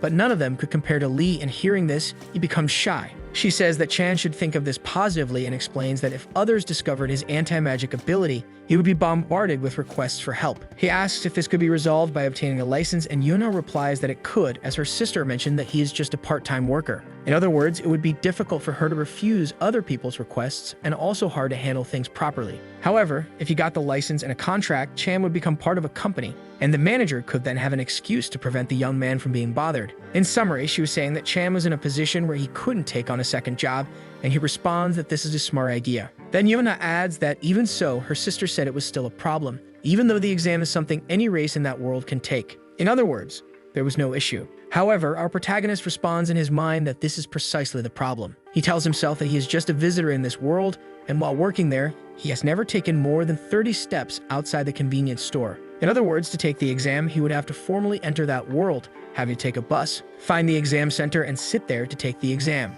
He thinks that even if somehow he passes the exam, he might continue getting involved with others afterward. Chen mentions that he doesn't know if he truly wants to take the exam, and suddenly, Yuna breaks the ice by stating that her sister is very worried about him. The girl states that her sister has been talking about him constantly since he arrived, and especially today she's been more concerned than usual. Moreover, she must have had many concerns when suggesting the license to him, and in fact, Yunha had never seen her own sister like that. She then asks if Chan would dare to try taking the exam. Suddenly, the manager arrives at the store with fried chicken, and Yunha becomes quite excited as they could celebrate there thanks to her sister. The blue-haired girl asks if the manager will be fine if she doesn't sleep that night, and the manager replies that they shouldn't worry about sleep on a day like that. Before she continues talking, our protagonist immediately declares that he will take the license exam. He comments that he even deals with troublesome customers there, so the exam would be nothing to him. Because of this, the girl shouldn't worry, and she gives a small smile upon hearing this. Suddenly, the young woman begins opening her backpack and reveals something. Our protagonist and Yunha, upon seeing what was inside that object, are quite shocked. The manager explains that all those items are talismans to help pass the exam, and she had thought about making them herself, but ended up buying the pieces because she didn't have time. Yunha, analyzing them, says they all seem quite expensive, but the manager informs Chan that he is on leave from now on. In other words, he shouldn't work until the exam is over, and for that reason, they would prepare together. The boy asks if that's really okay, and she says yes, as the most special child in the world is going to take the exam. The woman states that she will fully support the boy as a manager, so they should do their best together. Suddenly, Yuna raises her finger and reluctantly says she doesn't think the boy can prepare for the exam. This is because the exam is actually tomorrow at 9 in the morning. She then asks if the two still really want to participate, and upon hearing this, they look completely disappointed. Sometime later, we see the sun rising over a beautiful city. After teleporting with the convenience store, our protagonist is looking through the glass door and, impressed, asks if that is the academic district. The manager confirms and says she is planning to open a new store there soon. He comments that the shape of the buildings there looks like a park, but the manager responds that it's the opposite, as the largest castle there was built long ago by various races. And that castle is the only one that has retained its original form after the war and now symbolizes peace, having been transformed into a top-tier educational institute. Confused, he asks where the exam location is, and the manager points it out. Chan thanks his manager as the girl teleported them close to the exam center. The young woman simply replies that she had to, since it's his first time. She asks how the young man is feeling, and Chan says he feels a little nervous, like he's a student again. The manager says she knows that feeling and asks him to call her after the exam, as she will pick him up, and he agrees. After walking just a few steps outside the convenience store, the manager calls out to Chan, who turns around. Excited and enthusiastic about the situation, she simply asks our protagonist not to stress and then wishes him good luck. The young man gives a small smile and waves, saying he'll be back soon. Sometime later, the manager finishes attending to a customer and then says goodbye to him. The girl seems a bit distracted and suddenly notices something odd. She looks at her phone and sees a notification from her sister asking if Chan had arrived safely at the exam room. Seeing this, the girl realizes his exam is about to start. A flashback of our protagonist comes to the girl's mind, and she wonders if Chan will be okay, as she told him to stay calm. Trying to reassure herself, she says that surely nothing will happen in the exam room. At that moment, our protagonist approaches an ogre and asks the young man if he can take photos of his exam papers with his phone. The boy explains that he left in a hurry and didn't bring anything to study, and then asks again for permission. The nerd, feeling confident and flattered by Chan's attitude, simply adjusts his glasses. He then tells Chan to go ahead since it's not like his tests will wear out, and the boy takes the photo and thanks him. Lee heads to his chair to sit down while thinking that he prepared, at least somewhat. Looking back, he notices there are indeed many candidates there. The young man remarks that he thought there wouldn't be many people because this is a difficult exam, but he was wrong as there seemed to be a wide variety of different species. He wonders if he's the only human there, and looking at the photos he took, the young man decides to analyze the previous tests using a translation app. Finally, he manages to translate everything and starts reading what was written. Shannon sees a question asking what measures should be taken to resolve the cause of imbalance when a ranked arachnid monster is struck. However, this leaves our protagonist extremely confused as he doesn't even know what species that is. He then decides to move to the next question and sees one about high-voltage wires, wondering if he should use rubber gloves and perform CPR. Seeing that he also couldn't solve this one, he moves to the next, which asks what should be done to disarm a magic bomb. Lee answers that he should run and scream, and finally he gives himself one last attempt to solve at least one question. But upon analyzing the last one, he simply stays silent. In his head, completely disheartened, the young man already tells his manager he's going to fail the exam. Looking at his fellow exam candidates around him, he wonders how to solve this and questions if anti-magic specialists work in so many fields. Chan acknowledges why Yona pursued this certification, as it truly opens up many possibilities. Our protagonist thinks that, at this rate, not only will he fail his first time taking the exam, but he'll also have to retake it several times. Suddenly, a person with short red hair enters the room with an imposing presence. This person announces that the exam will begin in 5 minutes and then asks everyone to please turn off their electronic devices and place them in their bags. The instructor introduces himself as Proctor Deckard and states that he will go over the exam instructions. He explains that the exam will begin shortly and last for 60 minutes. It consists of 1 auditory question and 79 multiple-choice questions with a total score of 200 points. Additionally, he emphasizes that if any cheating is detected during the exam, the person will be expelled and face disadvantages not only for this exam, but also for future ones. He asks everyone to keep this in mind and adds that they can write the answers to the auditory question on the exam sheet. Finally, he asks anyone with questions about the exam to raise their hands silently. Snapping his fingers, the proctor declares that they will now begin the dangerous exam. The first part will be the listening test, and at that moment, he plays a song while Chan picks up his exam sheet, but it leaves him confused. He begins to notice that the song is a children's tune, and soon the speaker starts singing about the orc family living in the same house. It mentions Papa Orc, Mama Orc, and Baby Orc. Papa Orc has big muscles, Mama Orc is also quite strong, but Baby Orc is very weak. However, with the family united, they all become strong, making them a happy and strong orc family. Deckard asks everyone to write the name of this children's song on their answer sheets. While everyone seems quite nervous, Chan is confused. In his head, he wonders if this is really the listening test and supposes it might be an easy question to ensure no one scores 0. He reasons that since the previous exam questions were so difficult, naturally the real exam questions would be even harder, and this feels strange. However, when he looks at his test, he notices a question asking what 1 + 1 is. The young man continues analyzing the questions and sees that everything is extremely easy, asserting that this can't be real. Lee raises his hand immediately to get Deckard's attention to ask a question. The red-haired man walks over to our protagonist and asks what's wrong, to which the young man replies that the questions seem a bit odd. He questions whether the questions are correct since,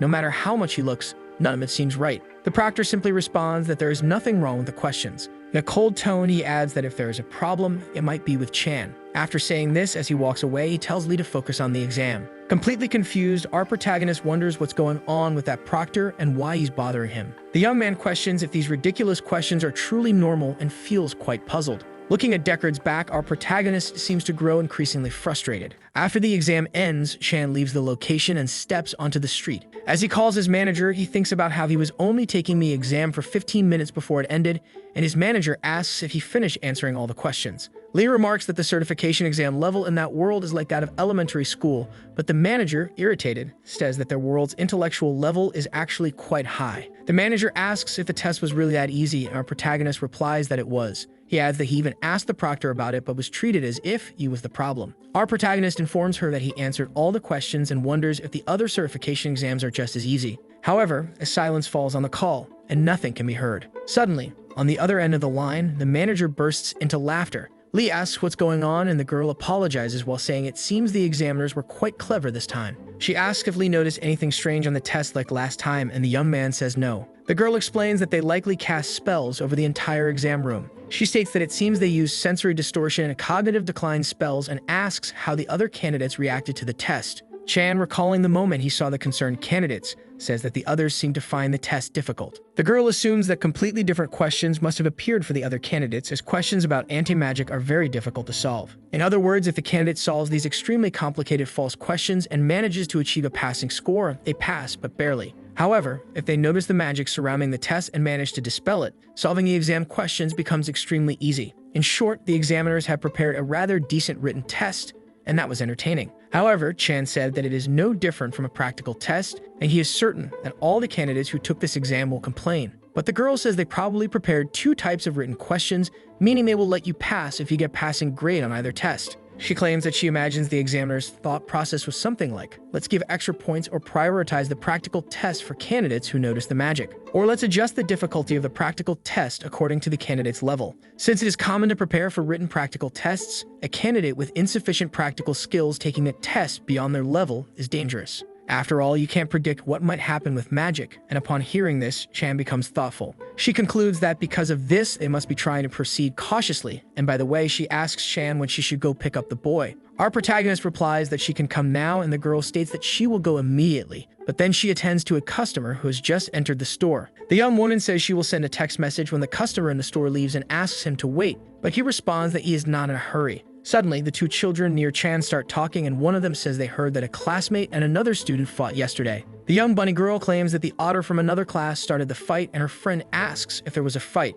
However, the girl replies that they just had a contest. The other bunny asks what kind of contest it was, and upon hearing this, Chan comments that their conversation topic was similar to his real world. However, at that moment, the little girl responds that their contest was about who was more attractive, and at that moment, Chan realizes he was mistaken, and it was not common. The bunny girl explains that the otter started with a cute act first to grab everyone's attention. Then the smaller panda from the other class countered with a charm attack. Moreover, they continued for a long time even when the lunch break was ending. They didn't stop. At this point, the other bunny listening to the story immediately asks who had won. However, the girl replies that there was no conclusion as a dragon from another class intervened and ended like that, and the young boy responds that it was boring. The brown-furred boy says that thinking about it, there's a dragon in his class too, and the bunny girl asks what kind of child she is, since she sometimes encountered this dragon, and the bunny boy responds that she was quite strange, as when they are playing, the girl tries to talk to them. And every time, everyone freezes and the atmosphere becomes very awkward, and finally, the boy concludes that she is different from other dragons.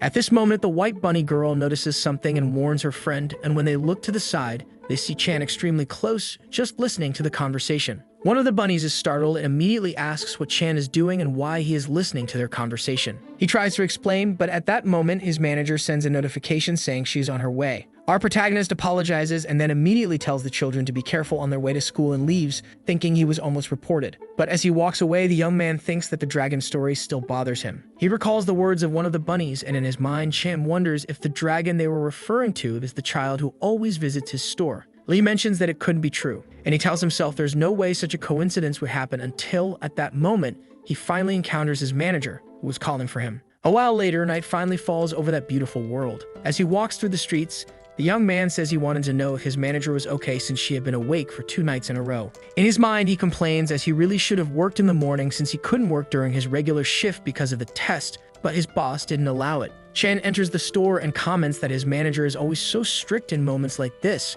which is a bit stressful. After entering, some confetti flies toward him, and his boss congratulates him. Our protagonist asks why this is happening, and the girl just giggles. She turns the screen of her smartphone toward him and asks the young man to take a look. Chan realizes it's the exam results sheet, and the manager comments that he passed with a perfect score and moreover placed first in the test. Excited, the young man says he thought he had failed everything because the questions were strange, and the girl replies that she was very surprised by such an excellent result. Lee states that the next practical test schedule is very tight, and he realizes that he will also have to prepare for that practical test. As she cracks her fingers, the girl responds that he can start now and immediately summons a magic circle in her hand with a small ball inside a barrier. She asks if the boy can touch it, and he promptly agrees. However, as he moves his hand toward the circle, the ball moves in various directions to escape and then breaks the barrier holding it. Leaving Chan confused, the ball that was inside the circle starts bouncing all over the store, hitting various places. Lee asks what on earth is happening, but his manager orders him to catch it immediately. The girl yells that Lee can see the ball with his eyes and then catch it, and Chan agrees.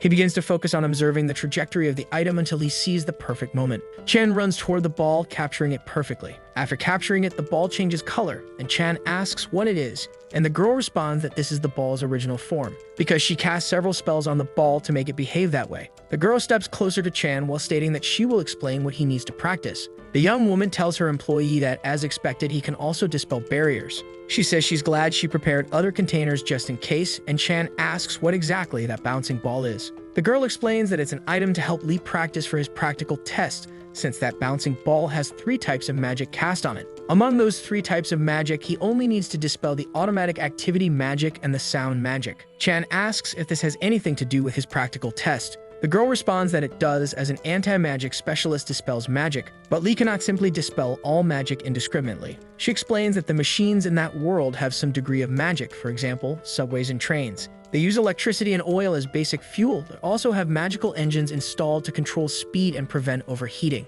In other words, if you were to dispel all the magical devices installed in those subways and trains, those 3 subways couldn't operate that day, and it would take a lot of time and money to reconfigure their magic, and naturally, they would charge the person responsible for the damages. Chan then asks if he won't be able to take the practical tests since he has been dispelling all sorts of spells so far, but the girl says no. She explains that, as she mentioned before, Chan can control his constitution with his will. And if that weren't the case, and his constitution dispelled all magic unconditionally, he wouldn't have been able to successfully purify the dragon's scales. In other words, Chan just needs to practice and control his constitution with his will and dispel only 1 spell at a time, and he feels compelled to try. Lee responds that he will do his best, and the manager says that's great since she made many of those elastic balls and placed them in a large container. She states that the balls are stored in the drawer under the cigarette display, so the young man should practice whenever he can. Seeing everything his manager has done, he asks if she prepared all this today. The girl replies yes, as she had already said she would fully support our protagonist. She even apologizes as if it were about using magic. She could help him in another way,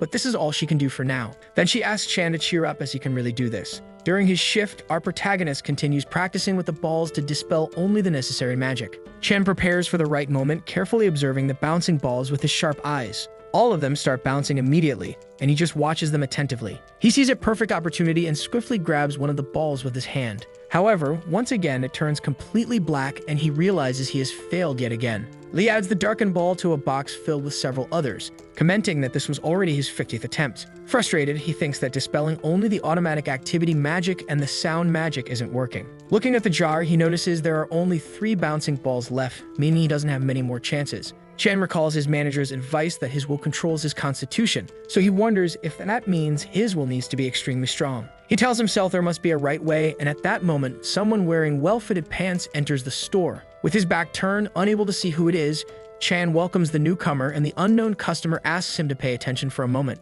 It's the wolf from the other day who remarks that it's been a long time since he last saw Chan, and the boy agrees. The wolf states he didn't expect Chan to remember him, and the boy asks how he could forget a customer who left such a strong impression. As he scans the man's purchases, he asks if the wolf has been working elsewhere, and the wolf replies yes, saying his colleagues recommended he try different places. Thanks to that, he broadened his horizons, but he adds that transportation was inconvenient, so he couldn't visit often. Afterward, the man asks how Chan has been, and Chan responds that he's doing well. The young man, recalling past events, comments that he has a long story to tell. Suddenly, a pale white hand quickly pushes open the convenience store door. A girl with completely albino skin and white hair enters, panting heavily. Crying with a frightened voice, she apologizes and prepares to say something. She asks where the tissues are, and Chan, completely startled, just points to a corner. The pale creature promptly thanks him and walks toward the spot he indicated. Chan asks the wolf if that's a ghost customer, but the man replies that he couldn't analyze closely enough to be sure. However, he guesses that the creature might be a snow woman, and Lee wonders if snow women usually cry like that.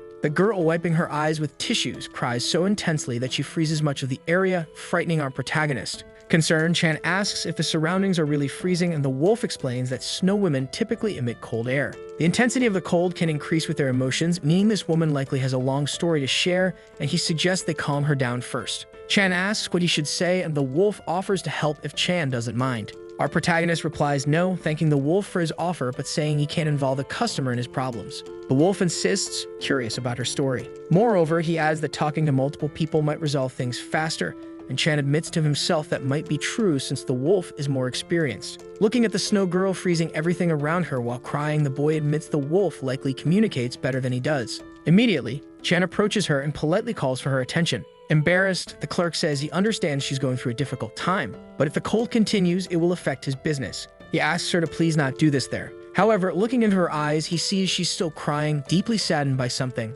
She apologizes but asks if she can stay just a little longer, and Chan agrees, but only for 3 minutes. Understanding the situation, the girl promises to leave in 3 minutes, but at that moment, the wolf begins pulling something from his coat. With a handkerchief in hand, he kneels to her level and, addressing her respectfully, asks if he may inquire about the problem she's facing. With a gentle tone, he remarks that no matter how difficult it may be, sharing one's troubles with someone can lighten the burden, and he asks if she could share her story. The girl feels persuaded and explains that she had a boyfriend who cheated on her with a coworker. Hearing this, Lee is utterly shocked. Crying, the girl explains that her boyfriend said he had to work overtime, so she went to watch a movie alone, only to see him leaving the theater with another woman. It turned out the guy was cheating on her with his coworker, and upon hearing this, Chan comments that it sounds like something out of a drama. The wolf asks what happened afterward, and she explains that they argued for a long time, pulling each other's hair, but it hurt so much that she was the first to run away. The girl says her husband's mistress was really mean, threatening her and claiming that he was her man and she would destroy her. Hearing this, Chan is shocked. Sadly, the Snow woman says it's ridiculous and infuriating that the mistress stole her man, and confused, she wonders why the mistress was so confident. On top of that, that idiot was always picking unnecessary fights with her and now even stole her man, causing her to emit cold air. Seeing this, the wolf says he wouldn't dare claim to fully understand her feelings. However, he suggests that the Snow woman probably still loves her ex-boyfriend and asks if she would consider having an honest conversation with him and the mistress. The girl responds no, saying she shouldn't have to deal with people who wronged her, and the wolf acknowledges that but points out she seems to have unresolved feelings. He states that regret isn't something you should bury in your heart because if left unresolved, it will linger as a burden and haunt her. Finally, he concludes that even though it's painful and difficult now, he suggests she resolve those feelings, even just a little. That way, she can spend her future days smiling, and upon hearing this, the young woman admits he's right. She stands up, determined to take action, saying that if she avoids it now, she'll regret it later, and she doesn't want to waste her precious time like that. Almost at the door, the girl says she knows they'll fight again and pull each other's hair. But this time, she won't run away and will have a proper conversation to resolve everything. Before leaving, she thanks the wolf for comforting her, and he replies it's no problem, as he didn't do much. At that moment, however, a red car pulls up at high speed in front of the store. Chan asks if he should call the police just in case, but the snow woman says no, it's fine. The person in the red car asks the white-haired woman if she ran to seek help from another race or if she's looking for another target to flirt with. We see that the speaker is a girl with red hair. Mockingly, the red-haired girl claims that the white-haired girl is consistent in showing her pathetic side. The white-haired woman demands to know how her rival dares to show up so shamelessly in front of her and questions if she has any sense of conscience. However, the fiery woman says she didn't come to hear such talk, as love is something you must win for yourself. Finally, the fire woman advises the white-haired girl to give up while she's being kind. Furious at the situation, the snow woman begins freezing everything around her, while our protagonist wonders what's happening. He refuses to believe these two girls are really going to fight right here, but the white-haired girl begins summoning ice crystals. Chen decides to try resolving this with words and politely asks the red-haired girl to move her car, explaining she can't park there. He then asks if she could park somewhere else, but something unexpected happens. The red-haired girl, visibly irritated, summons a fireball in her hand and warns Chan to stay out of it unless he wants to end up in the hospital. Chan tries again, urging her to listen and leave, but the white-haired girl, now surrounded by ice crystals, declares she'll never lose her boyfriend to a lunatic like that, even if it kills her. As she unleashes her power, she asserts that she won't let the red-haired girl have her boyfriend. However, the wolf steps in, saying that if she continues like this, she'll only regret it later. He then swiftly strikes her neck. The girl, who had been furious moments ago, collapses unconscious, unable to react. The red-haired girl, upon seeing this scene, looks completely confused and asks who the werewolf is. She then questions where he came from so suddenly, and as he leans the other girl against the wall, he simply stares at the red-haired girl. The girl calls out to Chan, asking if that old man is his friend, and then questions if he plans to keep interfering in other people's business. She declares that both of them need to feel the burn of fire, but at that moment, the wolf also immobilizes her, causing her to pass out. After knocking her unconscious, he apologizes in case he offended her. The man explains that he was observing the two to see if their problems would be resolved, but since they were trying to hurt each other, he had no choice. He adds that he had to interfere, and after delivering this statement, gently asks Chan if he's okay. Leah replies that he's fine, but questions whether the wolf really needed to be capable of doing such things just to be a driver. The wolf responds, of course, saying that you need to react as soon as you get a call, and quick movements are essential. He adds that otherwise it's hard to survive, and in his mind, Lee wonders if he's really just a driver. However, looking up, the wolf notices large chunks of ice and remarks that it's a problem, while Chan asks if they won't melt if left there. The man explains that magically created objects don't disappear so easily, and magical ice is fused with magic, making it hard to melt and incredibly durable. He also notes that all magical objects have similar properties, so when dealing with such items, one should call an anti-magic specialist. Seeing this, Chen assumes that it probably means he can get rid of it himself. In his mind, he comments that since all he needs to do is get rid of it, it should be easier than the test with the bouncing walls. Therefore, it should be fine even if he doesn't control his will while using his ability. And with that, he touches one of the ice crystals. Chan immediately notices it's working as the ice begins to melt, and the wolf remarks that it's fascinating. The man asks if Chan is skilled in anti-magic, and the boy shyly responds just a little. Lee asks if the man can tell if someone is an anti-magic user just by looking, and the wolf replies yes, explaining that he visits the hospital around the second week of every month. He became familiar with anti-magic because he met a specialist there whom he visits frequently, leaving Lee surprised to learn there's someone like that at the hospital. Our protagonist then says that if it's okay, he'd like to know if the wolf could share about his visits to the hospital. The man asks why, and Lee explains that the problem is he's studying to get certified in anti-magic and pass the written test. But he's struggling with the practical portion and thinks hearing the man's story might help him find a clue, to which the wolf responds that it's surprising. The wolf says that from what he saw earlier, the boy seemed so skilled he didn't realize the young man was still learning, and Chan replies that he's just an amateur. Chan then asks if, in any case, he could ask the man for help with this.